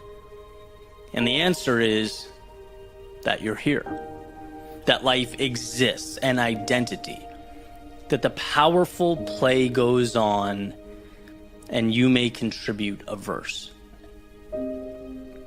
In other words, with all the negativity, all the ups and downs, all the quote unquote, terrible aspects of life, all the challenges, what good? Why are we here? What's the point? And it's that it's gone on for millions of years before us, will go on for millions of years after us, like a play that we can contribute one verse, and the power in that, right? Just waking up and understanding that we have the ability to create our own history, our own little universe, to change the way things are, to leave our mark. And so he's talking about, I mentioned the kids huddled around him. He's like, you want to be businessmen and lawyers and engineers and doctors, and it's incredible. It's a noble pursuit. We need those things to sustain life. But the reason poetry is important, reason things like love and passion and beauty are important, it's because those are the things that we live life for. They are the pinnacle of what it is to be human. And every day you can decide what to do with that. You can delve into it to change, to grow yourself, and in essence, improve the world around you. You can play a part in something much bigger than you. And it doesn't have to be this grandiose thing. It's using what you have where you are, and the impact you can make is infinite. Never forget that enormous things are just the culmination of small things, little decisions. Because for those of you thinking, well, I'm just one person, what difference does it make? And why would my verse matter in the grand scheme of things, the great play of life? Well, I have a follow-up for you. I thought this was beautiful too. You say you're not special because the world doesn't know about you. But that's an insult to me. I know about you, right? Everyone touches someone. And the ability to impact those in your immediate circle, it just can't be understated, right? I sometimes I worry that we don't value ourselves and our ability to be an agent for change the way that we should. Every single person watching this can change themselves, can grow. And I'm not talking about, who you are. I'm talking about moving towards your greatness. So back to the main theme, right? In this play of life, what is your role? What is your verse going to say? Because it matters. It matters more than you know. It matters to you because it's an opportunity. And it's a chance to live every day to the fullest, to embark upon, the important things in life, the elements of being human that really matter. Passion, purpose, enjoying what's around you, growing, learning, and in essence, helping others do the same. When you delve into your greatness, it changes the world.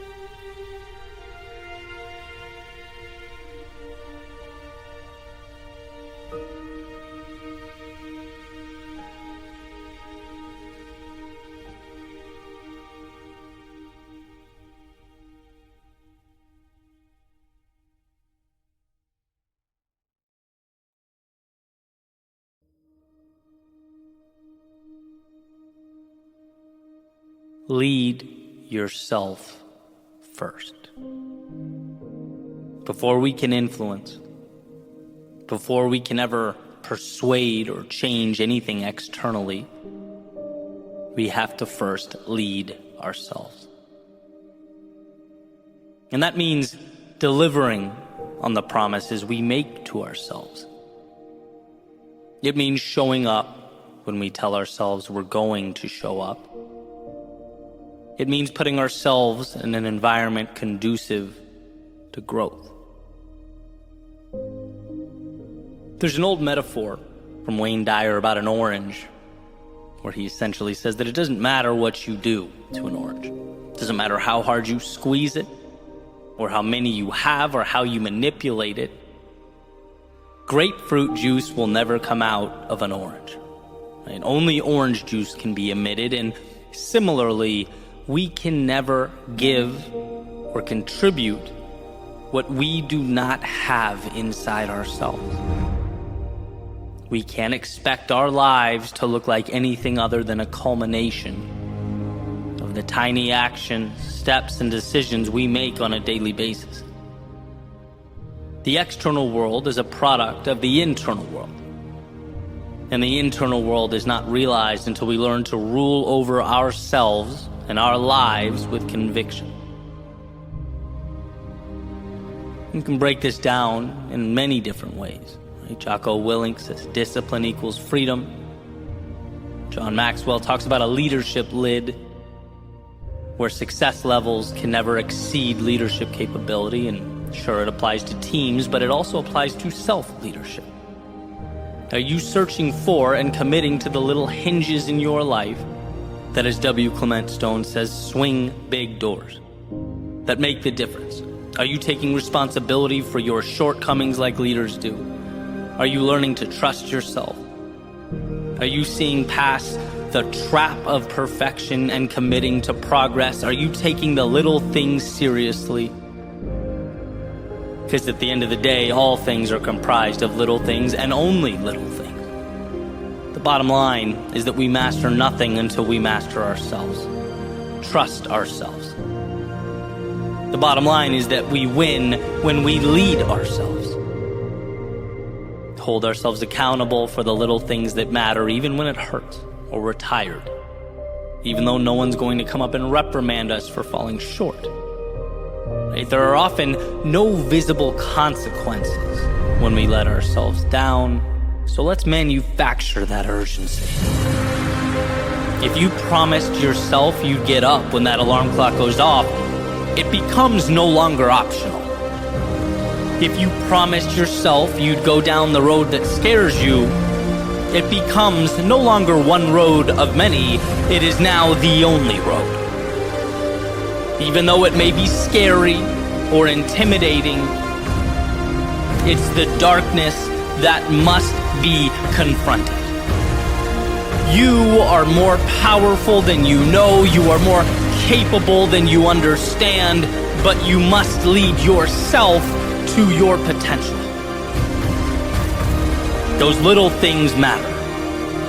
And so while the temptation is to brush them off as insignificant, while the rest of the world ebbs and flows through life like jellyfish with the tide, your superpower will be to see, harness, and multiply those little decisions like they are gold. Your strength is that when it's easier to run,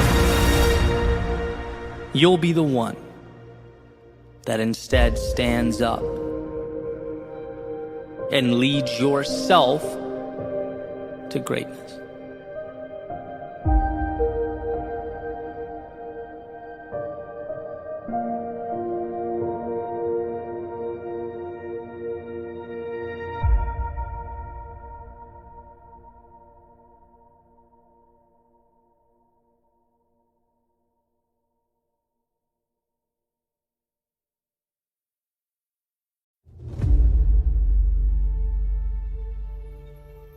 What can you be the best in the world at?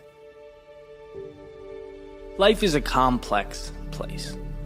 Complexity sometimes means confusion. It means we forget the big picture. What's our purpose? What are we chasing? What are we bringing to the world? What can you be the best in the world at? It's a little question I try and ask myself every day because I know if I stay close to it, my decision will have far greater impact. There will be more meaning in life. See, it pushes away the things that are appealing in the short term, but really don't take us anywhere in the long term. Because one of the coolest aspects of human nature is our ability to illuminate what matters and, mitigate what doesn't. Helps us focus on what's important. We need to go to the grocery store. We step out the front door, paying attention to nothing but the task at hand, not the objects to our left or right. We don't know what colors the cars were that passed us by or the plants we walked by. We don't think about the blood pumping through our bodies, making it all possible as we walk to the car. We don't even see the car as its metallic components as it really is. We see it as our portal to a place that has the food. See, we are blind, but at the same time have this beautiful gift of vision. We see the path right to what's most important. So let's leverage that. And what I think we need to remember is to identify in our own lives what that means with regard to our purpose in the context of what we are becoming. See, every day I hear people talk about followers on social media, right? How do I get attention? How do I get noticed? How do I market myself or my brand to the world? How do I stand out? And every time I hear that, I always have this little internal reaction, like a voice saying, that's just so wrong. It's so backwards. You stand out by adding value to the world, by being good at what you do. It's that simple, really. And so look at it like this. We'll take a specific example. To worry about the marketing and the attention and the followers first is like worrying about the transportation of something you don't have yet or that's incomplete. It's like spending all your time worrying about the logistics of a cargo van and having no idea what that van is going to transport. Isn't the product the most important thing? And that's the question I ask myself when I'm caught up in something flashy or maybe out of line with my big picture. To make sure I'm on track in this crazy world, if social media disappeared tomorrow, are you good enough at what you do that you could take that product or service or skill set to another platform and start again? And if you're not, fine. But are you working towards it? Those are the parameters that we should all live between. Everything else tends to work itself out. Steve Martin's quoted as saying, "Be so good they can't ignore you." And that's what I find so exciting. The opportunity, the chance to build something sustainable. That's why this is a long-term play. And in a world where so much emphasis is put on perception, what's the reality? What's the story? Right? The pictures are great on the surface, but what's the value that resides below that, underneath? What are you working tirelessly day and night to be exceptional at? What are you reading to build yourself up as a force to be reckoned with? As a powerful, valuable individual. See, my world, a lot of what I do is immersed in social media, which is why it's so important that I remember the perspective that I step out. Social media is not the product. I'm thinking much bigger than that, and I hope you are too, whether it's academics or sports or art. What is your thing? What's going to be your arena? Where are you unstoppable? Where you add so much value that the world has to stop. Where sure, you can capture it on social media, but you can talk about it face to face with clients and family and friends and strangers on the sidewalk. You can write about it, teach about it, where it's so much a part of you that the phrase competent doesn't even do it justice. That's where greatness lives. Not in screaming for attention or creating a facade. Those things don't stand the test of time. I'm talking about being truly remarkable. And we all have that ability.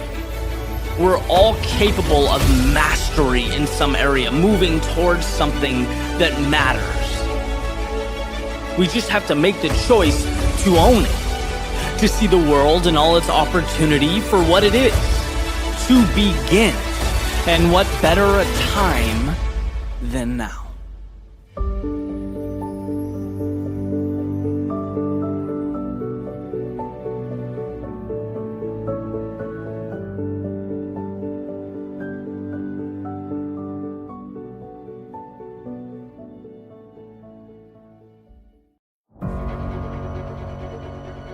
Every next level of your life will demand a different version of you. Why? Because life is about reaching outside of your comfort zone, acclimating until you are comfortable, and then repeating the process. Every time you leave the familiar, you are granted a new set of armor. As Jim Rohn said, if you want to have more, you have to become more. For things to change, you have to change. For things to get better, you have to become better. If you improve, everything will improve for you. And every time we expand ourselves, we are forced to change in some way, evolve. So many of us fall into the trap of waiting for the perfect moment to jump. There is no perfect moment. How could there be? There's no perfect time to step out into a world you're not prepared for. But that's life. We jump and we grow wings on the way down. We step into the chaos and acclimate. By walking into the dark, we are forced to become the light. This makes staying where you are the most dangerous thing you can do. Let's use our imagination for a second. Let's say you reach for the next thing. You stretch yourself, move towards something you really want, and you fall short. Okay? Time to breathe, reassess, step back for a second, and reapproach. A little better this time, a little wiser this time. As long as one remains engaged in this cycle, growth is inevitable. But now, let's say you never step in. Let's pretend the idea of moving into the unknown is too much. You'd rather stay with the familiar, pain-free, you think to yourself. But you would, in fact, be wrong. See that discomfort, one step up, it would force you to evolve. To see yourself as someone who steps into hostile territory and survives. And maybe it's not pretty, maybe it's not perfect, but you attack and you survive. And sure, the difference between where you are now and only one step up isn't much. But what about that second step or evolution? Because you'd miss out on that too. And the third and the fourth and the compounding that would completely redefine who you are. From your self-identity to your skill set, from the mental to the physical, you put the whole chain reaction on hold because why? You didn't want to take one step. You didn't want to be uncomfortable in the short term. But discomfort is not a punishment. It is a ticket to everything you could ever imagine. So when the crowd runs out, I challenge you to run in. And when the world goes left, I dare you to go right. Not because the masses are evil, but because human beings are wired to take the path of least resistance. But you know.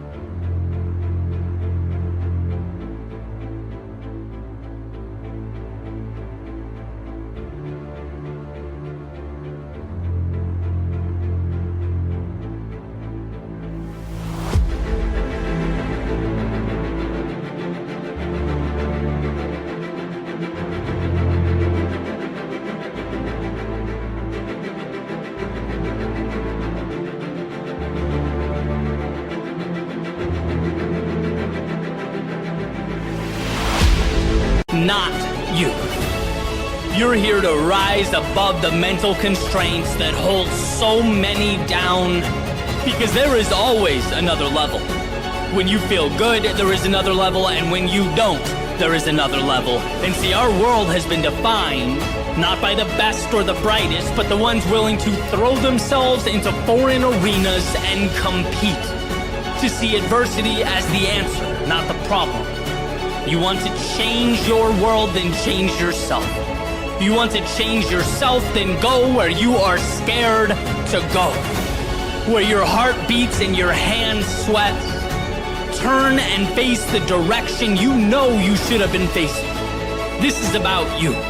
This is about what you can become by simply saying yes when most would say no. Today is yours. Not because it was given to you, but because you looked through the haze and you decided it's so.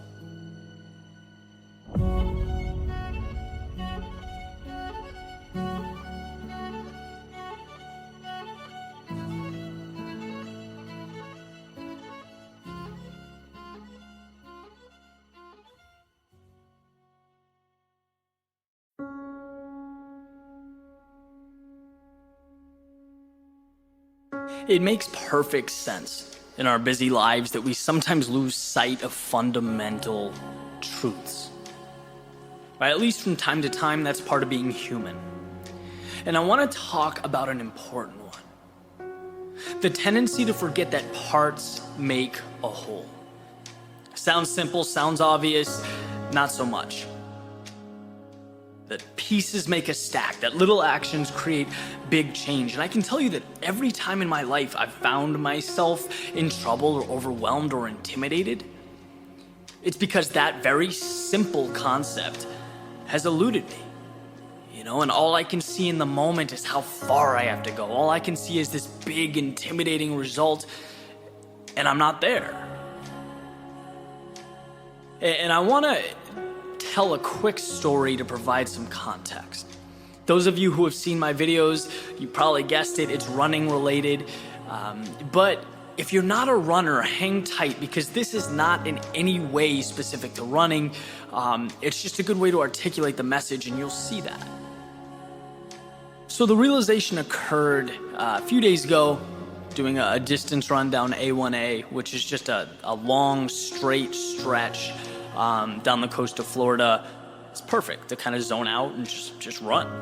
And that's exactly what I must have been doing, zoning out, because as I'm, pretty far along, realized that they were kind of closing off the street. There were people lining the sidewalks. There was some kind of organized event. Realized that I couldn't go back the same way that I came up. So had to run up the beach. And it was one of those things where we've all been there, right? The idea was great. Our body didn't necessarily like it. It just was one of those days. It did not feel good. And I was really trudging my way forward. And I noticed that every time I thought about the distance I needed to travel, I felt worse. You know that feeling when you're uncomfortable? It's the thought of having to endure that for a long period of time that's most taxing. Sure, right now is uncomfortable, but what creates the anxiety is that it goes on for a long period of time. We don't see an end to the immediate. We can't stop thinking about the space between where we are and where we have to be, right? So I'm continuing along, and my mind sort of makes its way back to my freshman year in college. And this is an important part in my life, specifically because it's when I really learned what it meant to work hard. I had no idea, and I speak about this often because I went through high school, I had good grades, I was a decent athlete, but I didn't understand what it meant to truly work. My first month in college as part of the rowing team there was where I learned that just because you're suffering, just because you're hurting, doesn't mean you're entitled to anything. Someone else out there is suffering just as much. The difference is they might be getting more out of it. They're not feeling sorry for themselves. And that mentality was eye-opening for me. It's not, look at me, I'm a hero for putting myself through this. It's uncomfortable. She's also uncomfortable. Which one of you guys is going to turn that into results? That's what defines winners. And I remember, the first workouts I did. I remember doing jump squats and wall sits with my teammates and emphasizing ways to break down the exercise into simple pieces. Mentally, right? Little pieces that the mind was okay with, that weren't so scary. A 2-minute wall sit is pretty intimidating. A 20-second wall sit, that's not so bad. So do 6 of those. Say something funny between each set. Find a way to tear down the mental obstacles, because the body can take so much if the mind lowers its defenses and simply allows it. So anyway, I'm making my way forward up the coast, and I stopped thinking about how far I had to go. I just stopped. I did not let it enter my brain. My focus went very specifically to every 2 steps, counting 1, 2, 1, 2, 1, 2, because anyone can do anything for 2 steps. It's not hard. Again, it just so happens that they stack up and create miles, but miles is not my concern, right? I'm not physically able to leap a mile. No one can do that. What I'm capable of doing is taking steps. That's all I can do. And it's manageable, and I can say without a doubt that changed my experience. It took the pressure off. And if you don't feel like you're in control, you will have a very tough time generating results. Because again, no one can leap a mile. And so a big part of success is rearranging the deck so that you have that control. You're behind the wheel. Sometimes it's just reminding yourself that the little things create the big things. The pieces stack up, and every single thing in life can be broken down into those little pieces. And guess what? They're not scary. When you take the cover off, they're not overwhelming. Most importantly, they're completely within your control. Right? On a similar note, a friend of mine recently asked the other day about YouTube. He's got a follower base of entrepreneurs. Right? A lot of them are looking to take their business onto the platform. Was asking me some questions. And he asked, what was the moment that sparked your channel's growth? And it's a funny question, because the 100,000 subscriber mark was something that, right from the get-go, the onset, that I was looking forward to. I was aiming for. But there was never that mile leap, right? There was no single video that changed the trajectory of my viewership or channel or business. That's not how it happens. It's a step-by-step process. You can't jump to 100,000 or 500,000 or 1 million subscribers. And starting out, all I would think about is how far I had to go. I'd get all worked up and stressed out and, disappointed. But you learn lessons as you go through things. And I realized that you don't get X many subscribers in a day. And if that's your focus, of course you'll be overwhelmed, because you can't control that. But what you can control is every thought, every video, every interaction with someone who cares about your message. And if you stay true to that, your consistency manifests itself in the form of a growing subscriber base. And the point is, it doesn't matter what you're doing, right? Talk about running, talk about YouTube, it could be sports, it could be relationships, it could be anything. Yes, you want to understand where you're going, you want to know your target, you want to lock in a direction, then let go. Goals derail us because we forget what they're made of. They're made of little, vulnerable pieces. To get to the top of a mountain, you have to climb it rock by rock. And when you're looking up from the base, yes, it's demoralizing. It might even seem impossible. But no one can cover that distance. It's about the steps to the top. And then at some point, so long as you decide not to turn around, so long as you remain committed to overcoming each tiny obstacle, each barrier, you'll be at the top looking down at everything else, everything below you. Why? Because you didn't see the stack. You saw the pieces that were laid on top of each other, one by one. And that makes all the difference. Success is seeing what's beyond the surface, what's past the thing staring you in the face. And if you can manage to do that, you'll see that nothing in life, nothing is too big or too tough for you.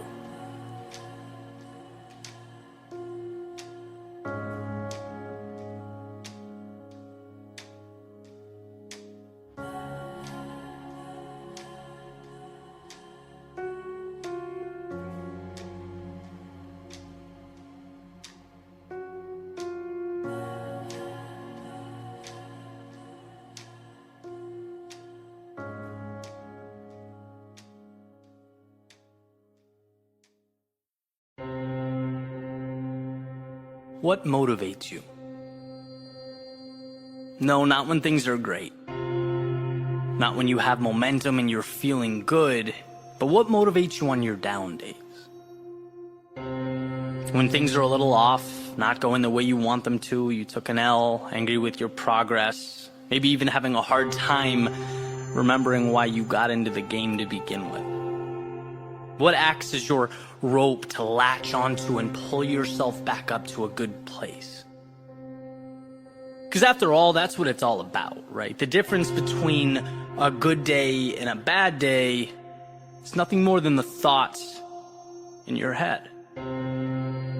You're walking down the street, something comes to mind that, we've all been there. You're happy about it. You're excited about it. It kind of lifts you up for a second. Your day didn't change. Nothing around you changed. Your mindset did. And that particular moment, that feeling is worth diving into because it's incredibly relevant when we're talking about big picture pursuits, working towards something that is a long way away. I was just talking to a friend of mine, lives in Nashville, incredibly talented guy, and he's working like crazy to get his music out there. And we were talking about our similarities as creators, and the idea that no matter how much time you put into something, how hard you work, you never really know how the next song, video, speech, or whatever piece of content, how it's going to be received. You just never know. And that can be tough, right? But where we got to in the discussion, and this is really my message to you, that same rationale can and should also be the spark that keeps you moving. Because yes, you're uncertain, but you are also always one creation away from your life changing. And that's the reality. We are all only one creation, decision, or action away from altering our current trajectory.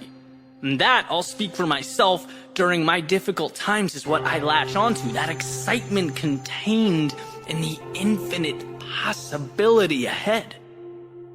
Maybe I haven't seen progress for X amount of time, but guess what? That says nothing about tomorrow. And I've talked about that a million times. Tomorrow can change faster than we can blink, but you have to see that. Consciously be aware. We all know how easy it is to look at our losses and think they're indicative of our potential or ceiling, but they're not. The losses, the struggle, they are the seeds to growth. And I wish every single person that's accomplished anything of significance had all their risks, setbacks, periods of self-doubt and struggle documented somewhere so the world can see that avoiding pain and loss is not the formula.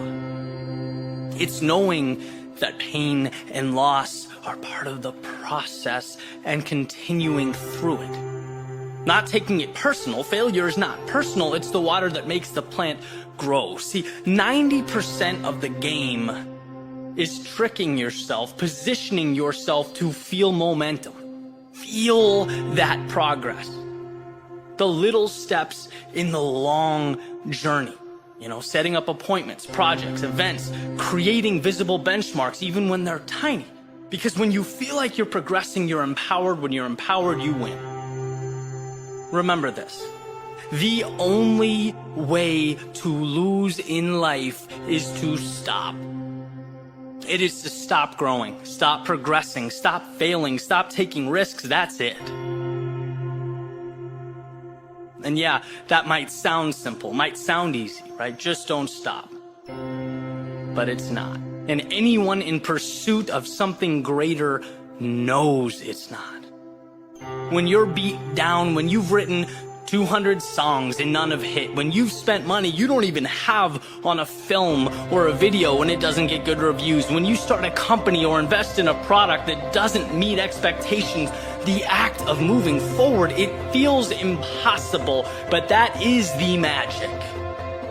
I had a coach that used to always repeat the saying, success is often simply hanging on when others are letting go. Yes, you want to be great. You should. We all do. But being great comes with time. It's skill. It's hours. It's commitment. Moving forward takes no skill, no talent, just self-belief, and that can be accomplished right now. That is a win you can pocket right now, immediately. And what I tell myself during those rough stretches, it is quite simple.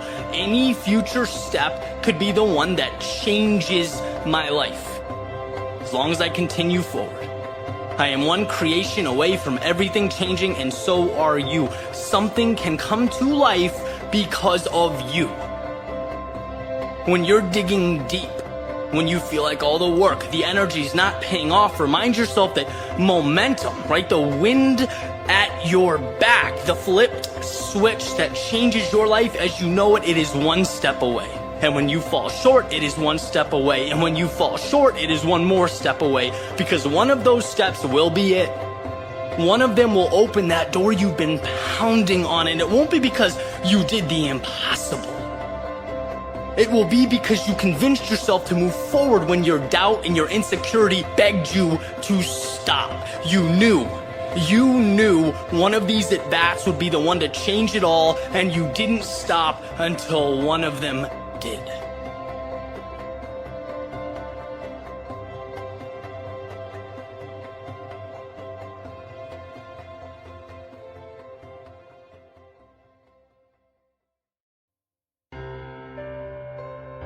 We have a desire to define that which is often undefinable.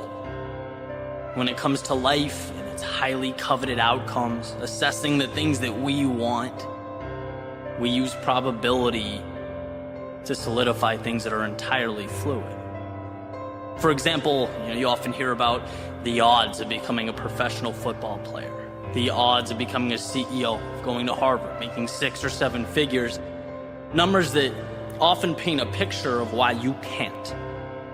Right? When you hear only one in however many millions of people accomplish something, the intent is to show you that you're more likely to fall into the millions bucket than the one bucket. To show just how rare or difficult or out of the ordinary achieving that thing would be. Almost like they're being compared to a lottery, a random number generator, luck, a pursuit in which you have zero control. Think of a huge glass jar, right? 1 red marble, 3 million green marbles, and it's like you close your eyes and you better pull out that red one, otherwise you won't become the Oscar-winning actor that you dream of being. And the problem with looking at life that way is that it overshadows the most important element of success, understanding just how much control you have. The one in however many hundreds or thousands or millions wasn't born that red marble in a jar full of 3 million green ones. No, he or she just did things differently, lived differently. They didn't relinquish control, they took control, and that's the difference. That's what matters. The lottery is sitting back and hoping your numbers pull. In real life, you create your own probability every day, every minute that goes towards working towards a goal. That means you get closer. Why would you take a snapshot of the present moment in time and use that to define the likelihood that you'll live out your dreams someday down the road? It doesn't tell you anything. It's the steps along the way that make your vision a reality. Using the same metaphor, every step, every decision to push forward, every time you dig deep and find a little advantage, you're replacing one of those green marbles with a red one. Maybe you can't quantify that numerically, maybe you can't see the progress, but it's there. In fact, numbers should never scare you because they're an indicator that the vast majority of people aren't prepared to go all the way, aren't willing to do what it takes, and that you, by simply not stopping, by thinking that you can, by giving more than the person next to you, have a tremendous advantage over the rest of the world. When you hear only a small number of people make it or graduate or get accepted or win, your thought process shouldn't be, oh no, it should be perfect. This is my opportunity. Of course, the number of elite people in any arena is going to be small. Think of what it takes to get there. Think of the sacrifice needed to make it happen, the cost that must be paid. The only odds that warrant attention are the odds that you will continue forward, and you should know that they are 100%. Because when you trust yourself to find a way, when you focus on how to make it happen, you have an advantage. The world around you, they focus on why things can't happen. They see what can go wrong. They harp on the fact that it's not easy. Remaining fixated on why you can, on finding a way, means you most likely will. The terms difficult or demanding or even unlikely, they have nothing to do with you crossing that finish line if you are 100% convinced you are going to do just that. Words like difficult, they just imply that there's going to be plenty of opportunities to quit and turn around along the way, a temptation that must and will be ignored. They mean that you will be tested, that you will have to ask yourself potentially numerous times if this means something to you, if it's truly worth it. And if the answer is yes, then the numbers, the probability, the odds, they are not an adversary, they are an ally.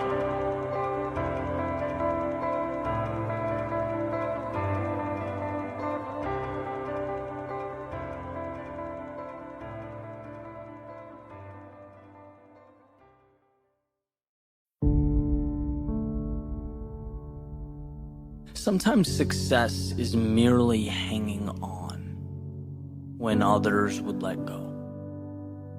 Not doing anything spectacular or out of the ordinary. Not leaping a mile or jumping over a mountain. But simply carrying on. Thomas Edison has a famous quote that's really stuck with me over the years. He says, "Many of life's failures are people who did not realize how close they were to success when they gave up." Right? How close they were to the finish line when they turned their back and said it wasn't worth it. It's really an interesting thing to grasp. Right? Success is seeing what others can't. It's believing when others don't. It's taking the abstract, those visions, those pictures in your head, the make-believe, and finding the courage to make them real, bring them to life. It's this constantly evolving process, and it grows a little bit every single day. Sometimes we feel that progress, we feel the momentum, we do something big and it's exciting. And sometimes the progress feels small. And then there are times when we get knocked down and we don't see it at all. We feel like because we weren't validated that we lost, that we failed, that it wasn't enough.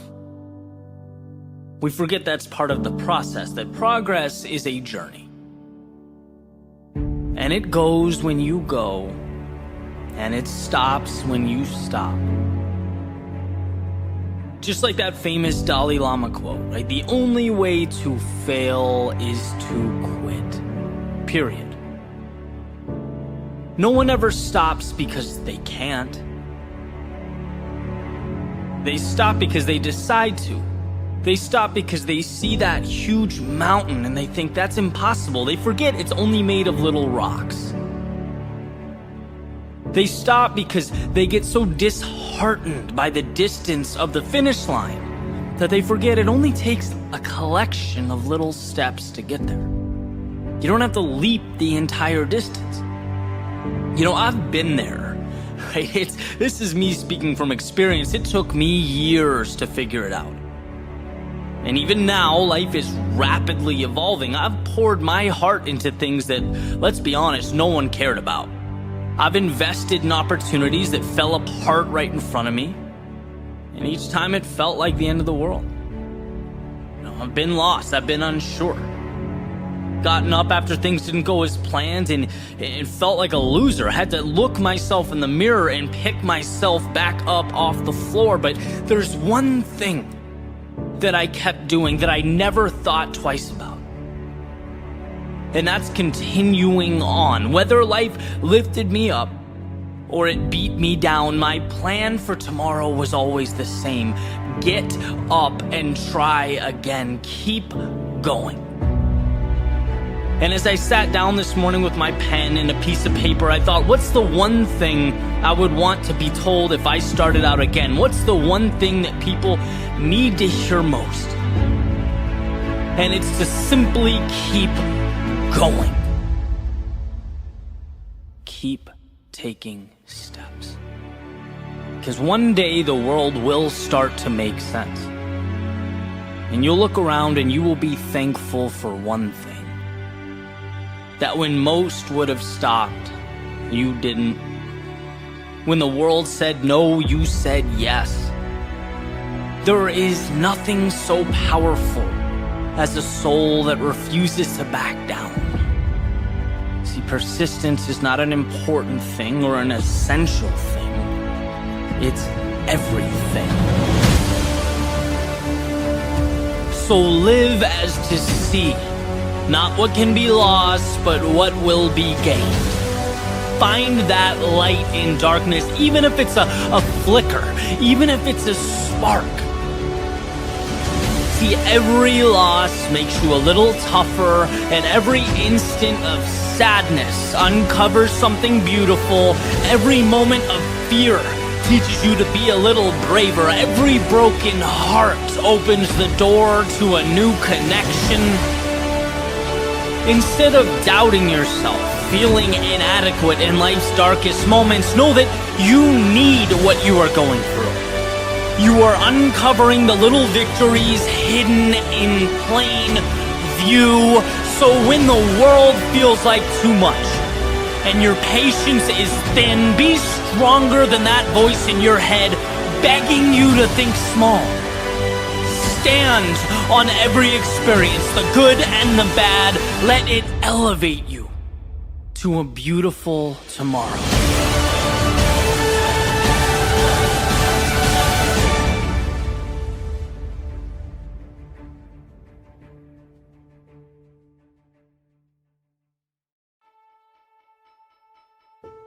What's one thing I wish I knew when I was younger that I think people could benefit from today? What single piece of information could have the biggest impact? And I spent some time thinking about this question, and the more I think about it, the more the answer becomes incredibly apparent. It's that you are in control of your own life, your own destiny, your own future. And when you take accountability for yourself, life changes. Period. And if you thought that was obvious, I would advocate taking a look around. Maybe a stroll through social media, the Twitters and Instagrams and TikToks of today. And no, that's not the real world, but it's certainly a microcosm of the real world. What do you see? Well, you see chronic blame. I don't like where I'm at or things are, so that must be your fault or their fault or someone else's fault. You see people looking everywhere but in the mirror, actually seeking out victimhood, because that's what brings the attention. That's today's currency. It's much easier to be the victim than the hero, because being the hero means you have to sacrifice something. It's people saying the news or some institution or the federal government is the problem. And if those things would only change, then we'd be good. Let me explain why I think this mentality is self-sabotage. And why I would take younger me by the hand and I would say, listen to what I'm about to tell you. Where you start is often outside of our control. Let's be real, life is not fair. We don't all get dealt the same hand. But this next part, as I once heard Will Smith articulate beautifully, is the same for everyone. What you decide to do about it right now is what matters. And that is the control that we all have. It's not your fault where you start, but it's your responsibility to choose where you end up. You can shake your fist at the sky, or you can start building a life that matters to you. It's easy to blame the world, to be the victim, at least in the short term. But a fulfilling life is about meaning, about fighting for something valuable, about evolving into the version of yourself that you always knew in your heart you could be. You just had to unlock. See, no one down the road was ever happy with themselves for blaming the world while they bitterly remained stagnant. I would say to a younger me, worry less about how you're perceived and think more about who you are, what you're capable of, because that you can always control. Stop losing yourself in the news or whatever the narrative of the day is. That has nothing to do with your progression, has nothing to do with your very next step. So sure, be informed, but do more, consume less. Because by and large, it's a distraction. And I would say the government, which has become the crux of our discourse today, transforming into a modern-day religion. Look, the government's job is not to give you anything. It's there to protect what's inherent to you already. Your right to live life on your terms. See, satisfaction, it will come from good habits. It will come from self-belief. It will come from taking risks and failing and learning. It will come from the courage to step out into a world that's completely unknown. It will never come from a self-interested politician or body in Washington, red or blue. So stop whining about political optics and focus on where your 2 feet are taking you right now. Because I promise, in the grand scheme of things, that's what matters. That is your strength. Expecting someone else to come along and change your life is like screaming into an abyss. I would say to my younger self, when you start looking around and seeing what everyone else has, and beating yourself up for not being as good or feeling like you're behind, look, it's great that their success motivates you, but dwelling on it won't make your life better. Life is a race between you and you. It's a fight between yourself and those thoughts that constantly knock on the door, looking to settle into your psyche.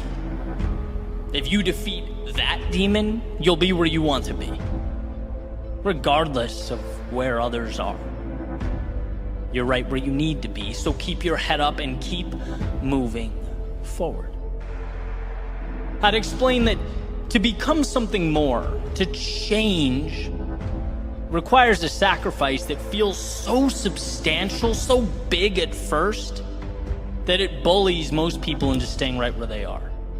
That to become something new, you have to learn to play the fool, to get humbled. You have to change your relationship with short-term failure. And that's not easy.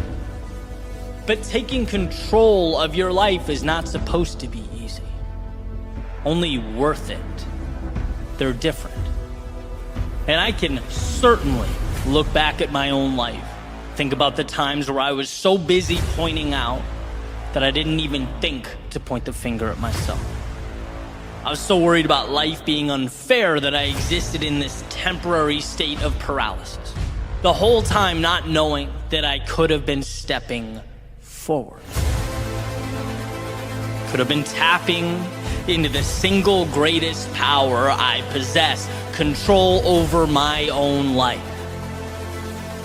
See, every time you feel anger or the need to blame those around you, you're taking the spotlight off of what matters and placing it on things detrimental to where you want to be, to your journey and your future. Even the most unjust, arbitrary things. Let's say you didn't get that promotion you were beyond qualified for, or you were mistreated by someone, or things didn't go the way you wanted them to. You can fill in that blank, but refusing to blame others and immediately taking responsibility, again, even in a situation like that, it gives you one of the greatest advantages in life. It gives you that gift of control. You can now assess the situation. You can now ask yourself, hey, what can I do to change this? You can delve into the why, find the lessons and the value. You can come back and reapproach this thing stronger. Because to blame others, to take on that role of victim, it's essentially living life in the passenger seat. It might be easier, might be less work, less responsibility, but what you never have is control over where that car goes. But when you own it, when you say, hey, maybe it's not my fault, but look, it's mine now. It's my responsibility, the good, the bad, every aspect of my life. It puts you in position to change things, to take the wheel and reroute to a destination of your choosing. So that would be my message to the world. I know it's not an easy road. I know life is unfair. I know things aren't perfect, but the best thing you can ever do for yourself is say, you know what? This is mine to own. And I'm going to look around for that light switch that will create momentum. That little decision that will get the ball rolling. I'm not going to sit back, shake my fist, and blame life. I'm going to walk out that door and create life. That's where you'll find what you're truly looking for. Today, we're going to talk about keeping your head in the clouds and your feet on the ground. Simultaneously managing the big picture and the small stuff. Non-stop belief that things will work, that there's an answer, that you're ultimately going to get there, and that you won't quit until you do, while also being brutally honest with the facts on the floor, the reality around you. A lot of times, I think there's a tendency to conflate positivity with a detachment from reality. But they're very different things. You need them both for success to unfold. You need the big picture, and you need the minutia, the steps, the little things that add up over time. In the book Good to Great, Jim Collins calls this the Stockdale Principle, where Admiral Stockdale, I think at the time Commander Stockdale was shot down during Vietnam. He was prisoner of war for over 7 years in Vietnam, and it was just obviously a brutal experience.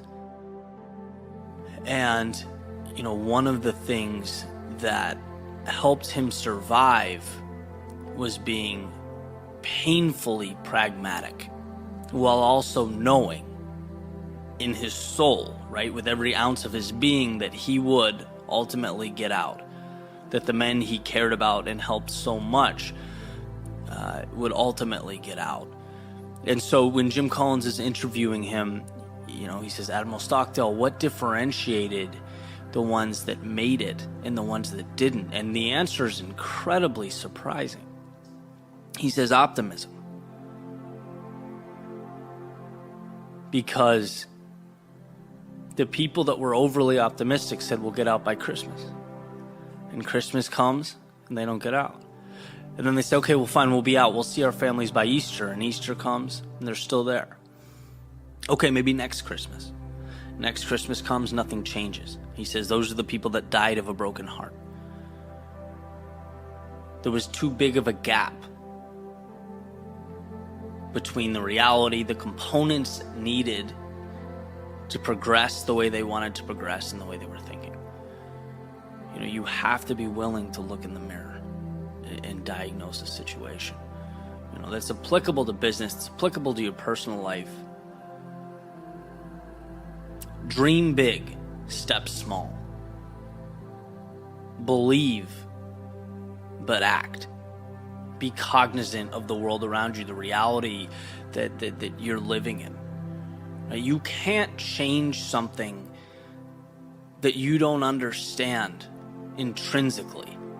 You can't progress if you haven't analyzed something. And this is not about your capabilities. This is never a call to doubt yourself. It's to be strategic. This is just saying that you need to understand the realities so that you can improve upon them. If you want to be the next Michael Jordan, that's a huge ask. That's a lot. It's possible. You can do it. And you need to believe with every ounce of you that if that's what you want to do, it's a pursuit, worth taking. But you also need to know what it means to be Michael Jordan. You got to understand the commitment, how he sacrificed relationships.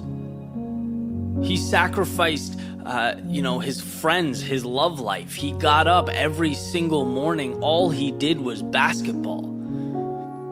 How he took thousands of shots a day. How his mentality and his aggressive behavior, right? His mindset, the way he looked at life and approached life on and off the court.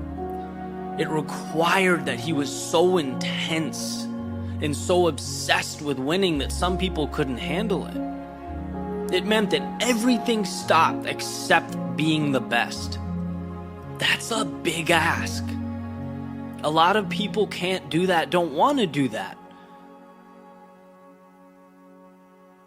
But that's what it takes. And to think you're going to be Michael Jordan without understanding, one, the commitment that's required and how you stack up, it's going to be in vain. I remember the CEO of the company that I worked for right out of college, he used to say, look, you have to be able to be honest and say when your baby's ugly. Right? Look at what you have and be able to draw a line from where you want to be so you can fix it. So that's the point. If you can juggle those two things, you will be unstoppable. Unstoppable. If you can be the one to trust yourself enough to know that there is a big picture, you will pursue it relentlessly and you will get there. If you can take that and you can marry it to the little things, right, to the awareness, to promising yourself that you will continue to analyze, assess, and do what needs to happen on the ground, that you will be realistic, you will be pragmatic. When things fail, you won't sugarcoat it. You'll dive in. You'll look at why it failed so that you can pick up those pieces and build something stronger and continue to build and continue to build, stack, and stand on what you've made. Those are the people that change the world. Those are the people that get things done, that get results. Dream big, step small. See you tomorrow.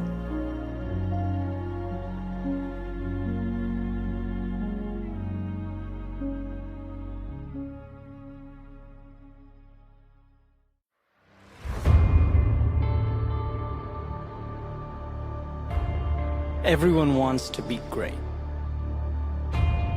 Everyone wants to be the best, the top, the 1%. Or as the saying goes, everyone wants to be a beast until it's time to do what beasts do. See, what life has revealed and continues to emphasize is that our most vital decisions, they present themselves in the dark of night. The chaos of the battle, they show up amidst our discomfort. We know these moments. The ones that seek to stop us in our tracks and turn us around. They are what must be prepared for. They are the gateway to excellence. So let's look at the big picture for a minute. Life in totality. Because consistently doing this simple, easy things, they're important. Consistency of that which is simple is the foundation. It's what we build the structure upon, but it is far from everything. Moving right along, we have the difficult things that push us to be more, that show us who we are, that hurt, that test us, the temporary storms. They are the armor we come to wear. They're what prepares us to endure the trials and tribulations of life like a muscle that must be grown and developed. But the difficult things are far from everything. Because lastly, we have our defining moments. The moments that put it all together. When the sky feels like it's falling, the body feels like it's failing, the mind feels like it's dwindling. Presenting the question, will you do the hard thing when you feel like you can't do the hard thing? It's doing what's difficult when the situation around you is screaming at the top of its lungs. You've gone too far. You've separated from normalcy. You are wandering into something that can no longer be deemed predictable or safe. See, running is hard.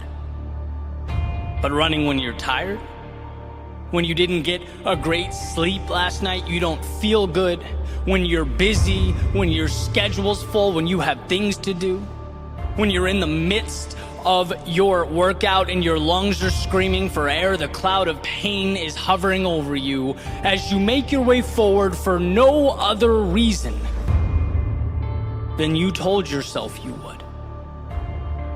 That's not hard, that's transformative. Going to the gym is hard.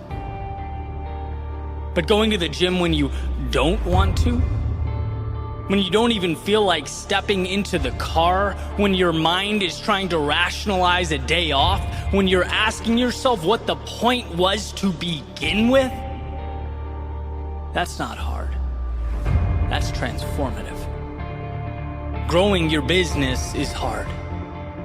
But growing your business when you've experienced a monumental letdown, when you went all in and were left empty-handed, when you were chewed up and spit back out, yet you showed up,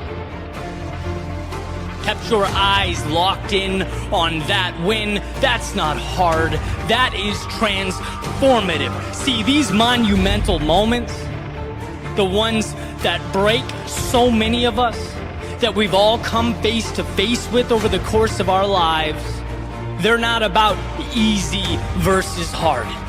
They're about doing the hard thing when it seems as though you cannot do the hard thing. The world is saying no. Your body is saying no. That chirping in your head is saying no. Can you separate yourself from that hurt and that anger and that disappointment? Can you segment the negativity, knowing that you will do what you can to remedy the situation? But that life's curveballs can't stop you from moving forward for the simple reason that you won't let them. When life gets hard, you have to be harder. The one who gets bolder.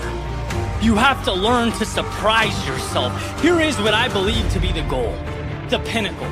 It's what I aspire to become. When life puts me through hell, to dig deep and find the emotional IQ, the awareness, to know that right now is the invitation I've been longing for.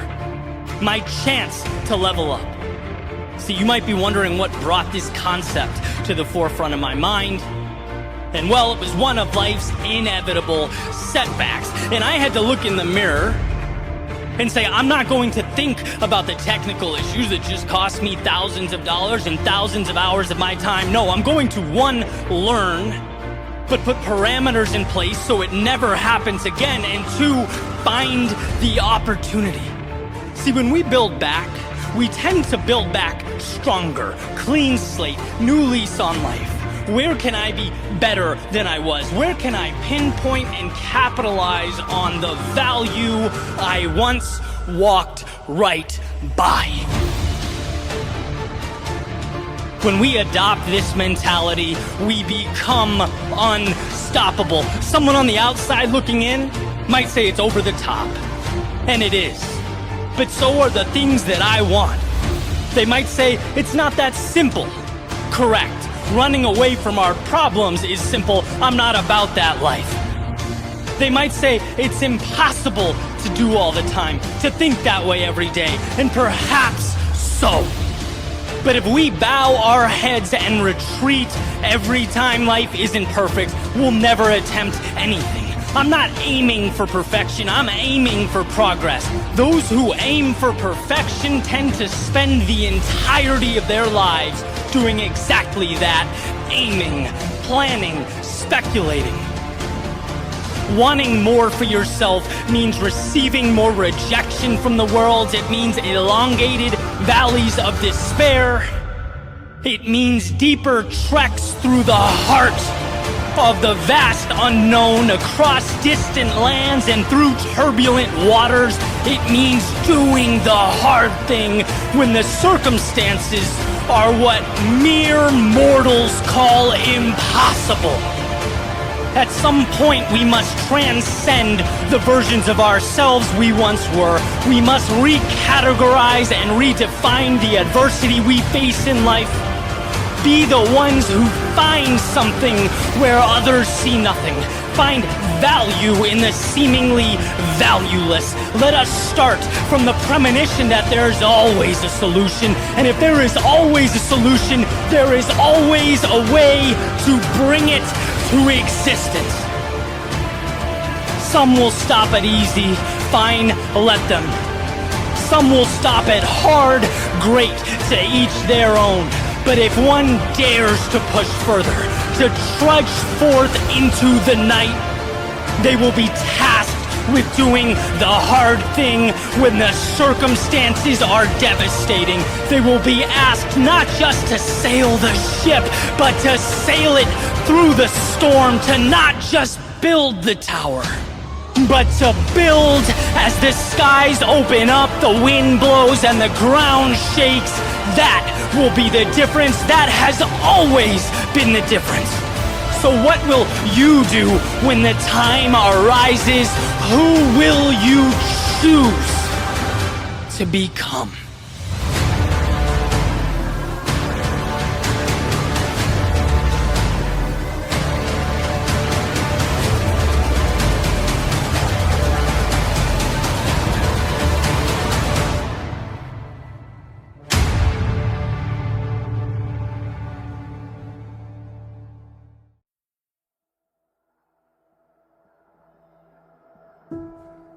So much of life comes down to control. Understanding what we cannot control while simultaneously capitalizing and making the most of the things that we can. A constant awareness that's critical to our evolution. Epictetus wrote, "We must be at once cautious and courageous. Courageous in what does not depend upon choice, and cautious in what does." And this idea has been shared many, many times in many ways over the centuries. Another of which a lot of folks have heard is the serenity prayer, right? God, grant me the serenity to accept the things I cannot change, the courage to change the things I can, and the wisdom to know the difference. But regardless of how it's said and who it's said to, the point is the same. There are things we cannot control that we must find a way to stop exerting ourselves, stop exhausting our energy on. They are, as the saying goes, what they are. These obstacles are immovable. And rather than continue to push and push and push with all our strength and energy, our time is best suited learning to effectively navigate them. And then there exist those things that are in our control. I believe it was The Power of Now by Eckhart Tolle. He said, and I'm paraphrasing, if something cannot be changed, stop thinking about it, right? The future represents anxiety. It's worrying about things that haven't happened yet. The past is essentially depression. It's worrying about things that already happened. We can't do anything about the past or the future. All we have is now. And if it can be changed, then act now in bringing about a desired result. Take that first step. Create some semblance of momentum, no matter how small. But to worry about what is behind you or in front of you is actually insanity. I remember loving the simplicity and pointedness of that message. Accept it, eliminate it, or adjust yourself to it. Sometimes it helps when I think about things in metaphors, and I tend to do it often. This morning I was drinking coconut water, right, of all things, and I was thinking, man, it'd be nice, you know those little pieces of coconut that float around in there? I was like, it'd be great if they were not in there, right? So I had this idea, just grab a strainer, pour it through the strainer into the glass. I'm leaning over the counter, watching the pieces of coconut collect in the strainer, and I'm just thinking, sort of zoning out. Like, imagine if those were my problems, just being separated out of my life just like that, how nice it would be. Captured in a little net, and then, discarded, thrown away. But, it didn't take me long to realize a couple things. One, such an idea would never happen. Life will always have some obstacle to place before us. That's what life does. After all, the word is predicated upon the avoidance of death. It's a struggle and a necessary one. Which leads me to the realization number 2. We want hardship, purpose and meaning. They're derived from our willingness to overcome adversity and transform because of it. A life without struggle is a car without wheels. And sure, you might avoid the fender benders, but you're not leaving the garage. Right? So that's a thumbs down. So I thought, okay, well, what if I slightly adjust that thinking? What if it's a subset of problems that I can remove? That's when it kind of hit me, the opportunity at hand, right? Not the so-called problems, but my thoughts about them. They're the real difference maker here. The negative storytelling that can be removed, pushed through the strainer. Again, not novel or groundbreaking. Like I said a few minutes ago, this idea has been around for thousands of years, but sometimes things land perfectly. Right moment, right time. And I knew what I needed to do was remove the worries and concerns pertaining to the events that I could not change. Yet I exhaust my energy dancing around and around with my thoughts about them. You cannot change the future. You can change right now, which ultimately becomes the future. And there's a difference.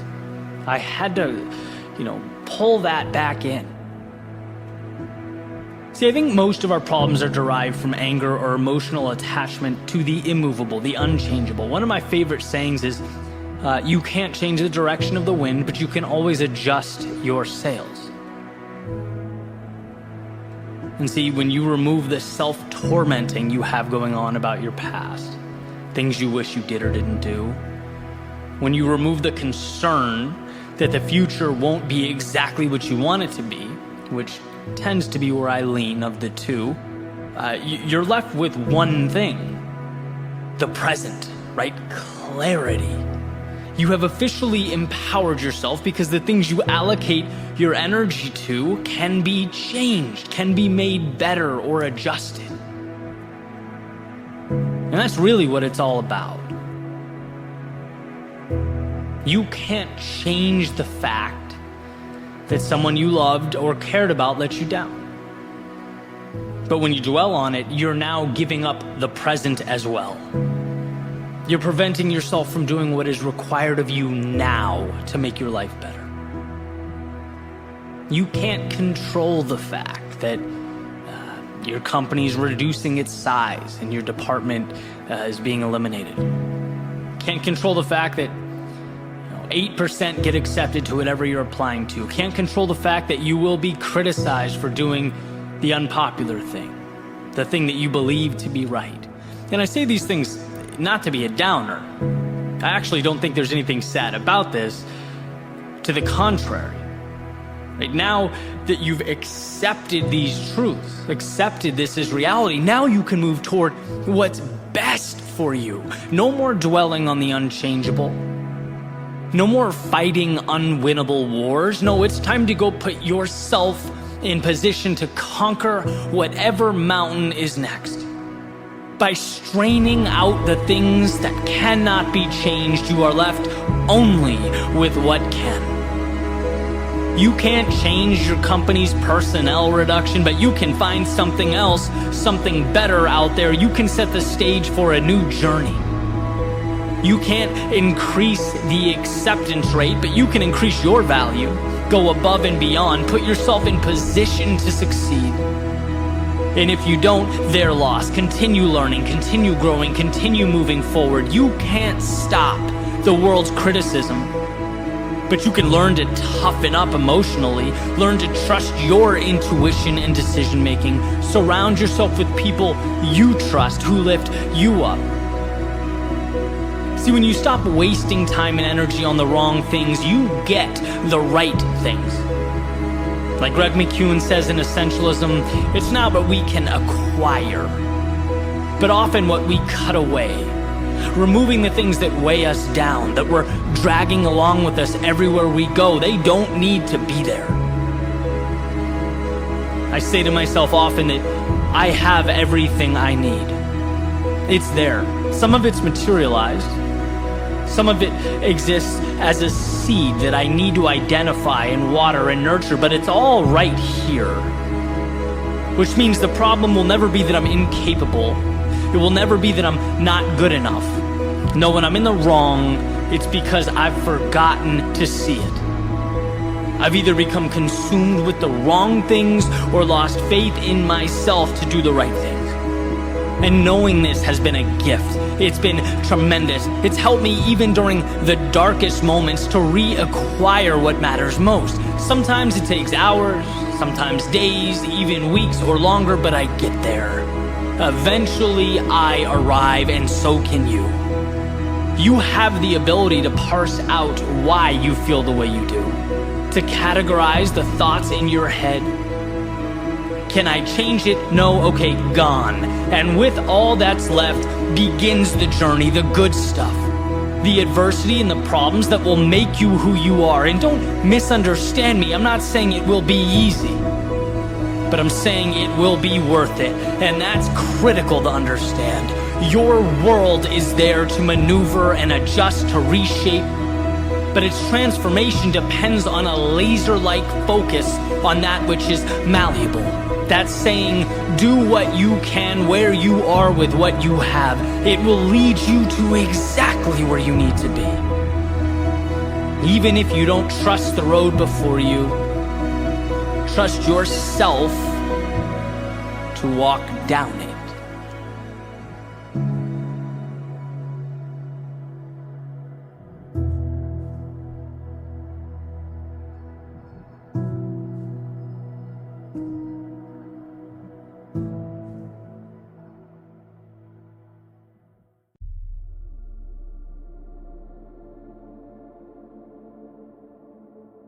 That morning, as I looked out the window, I could feel my increased heart rate. A sense of both excitement and anxiety that you can only really understand if you've lived it. I was worried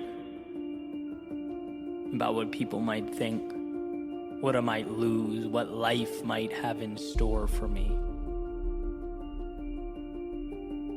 Because that was all I knew to focus on. I'd programmed myself to do one thing: worry. And when your one thing is worrying, it's inevitable that you see life through a lens of scarcity.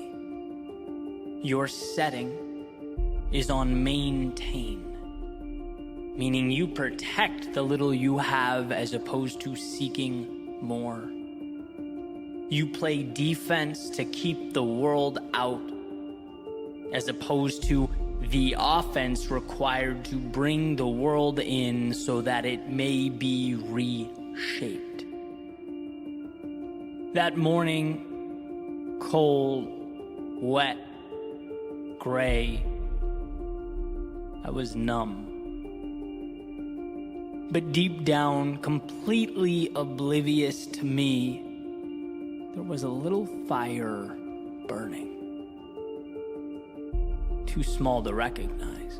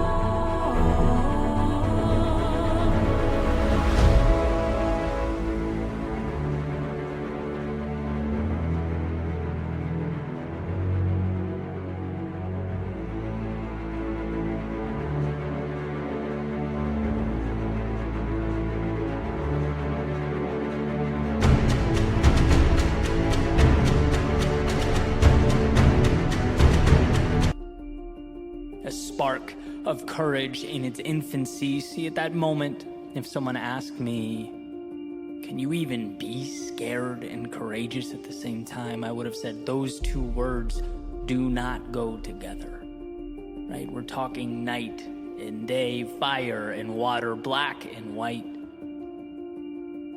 But time's job is to reveal,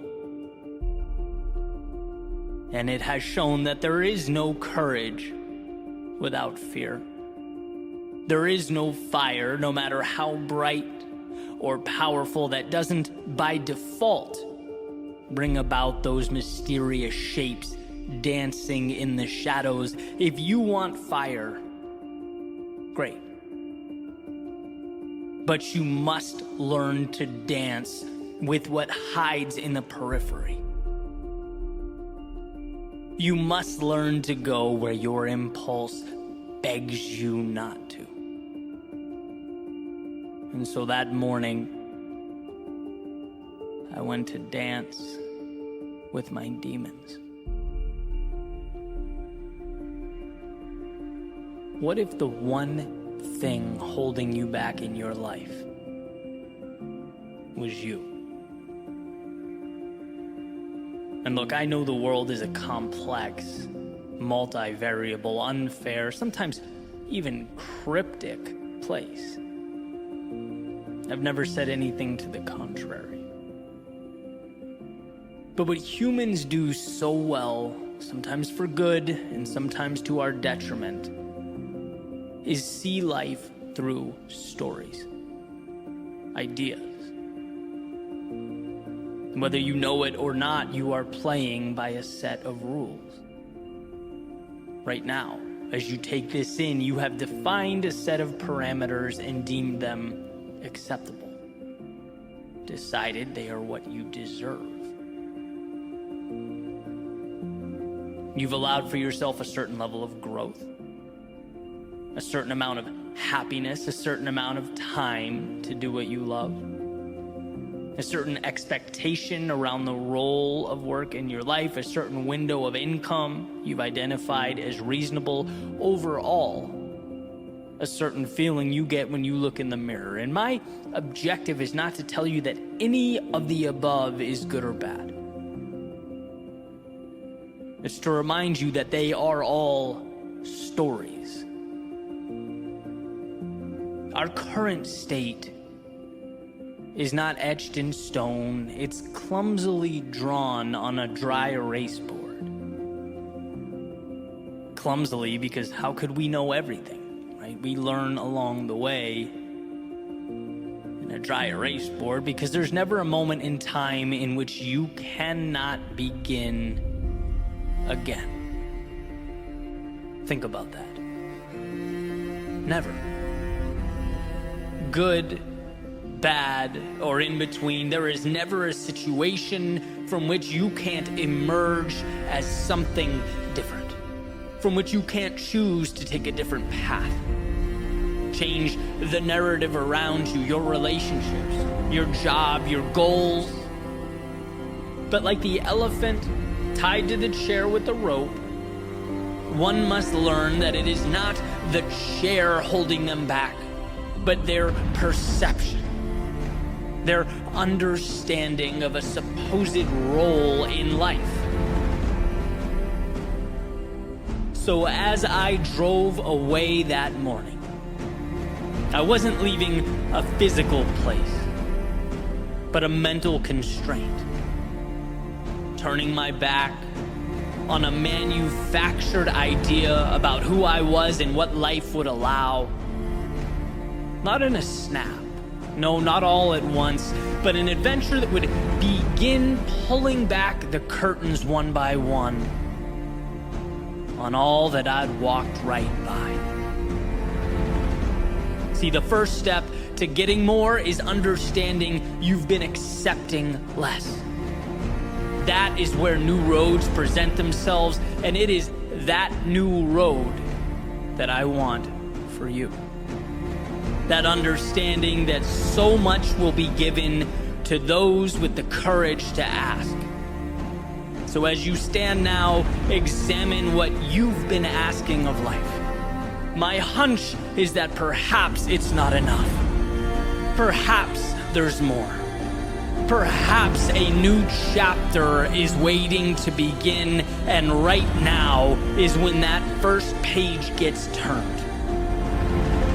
Joseph Campbell says that the cave you fear holds the treasure you seek. Why? Because to face the dancing shadows is to gain power over them. It shows our mind that reality is far less scary than our perception of reality. That no chain or lock or wall can be more debilitating than the mental constraints we create by ourselves in our heads. It shows that the man guarding the door can just as easily be the one who unlocks it. And so what better a time than now to turn that key, to step out and confront what was once nothing more than a vast emptiness. Jump into the cold water of opportunity that shocks us at first, creates pins and needles and discomfort, but ultimately provides a chance to acclimate to and navigate a foreign world. You just need to jump, and not a mountain, but a foot. Enough to start earning that confidence, creating that self-trust, believing in yourself, so drive away. To the understanding that there is always another level if you want it. To the belief that nothing is outside the realm of possibility. Those boundaries can be redrawn. To the idea that no one tells you who you are or what you're capable of. The world doesn't give orders, it reacts to who you decide to be. To the awareness that possible victories always outweigh in magnitude the possible defeats. To the realization that who you were yesterday is in no way related to who you can be tomorrow. All chapters end, and you decide when that happens. Everything else belongs in the rear view. Success is knowing this. It's believing it, holding on when others would let go. Be reassured by the incremental nature of what's ahead. Zero miracles, just the courage to begin. Just push the ball down the hill. Give life a chance to help you create momentum. No more thinking, worrying, procrastinating. Just go. It's incredible how fast things change when we grant ourselves that freedom, when we see all of the world is open to us. but will you open your mind to that opportunity? I've said this before and I'll say it again. Nothing is sure in life, but you are guaranteed to lose if you don't go. It's to let falsehoods and debilitating stories guide your way. So stop letting these narratives tell you who you are and create reality with your feet. Why? Because you can, because you were meant for more, and because more starts now.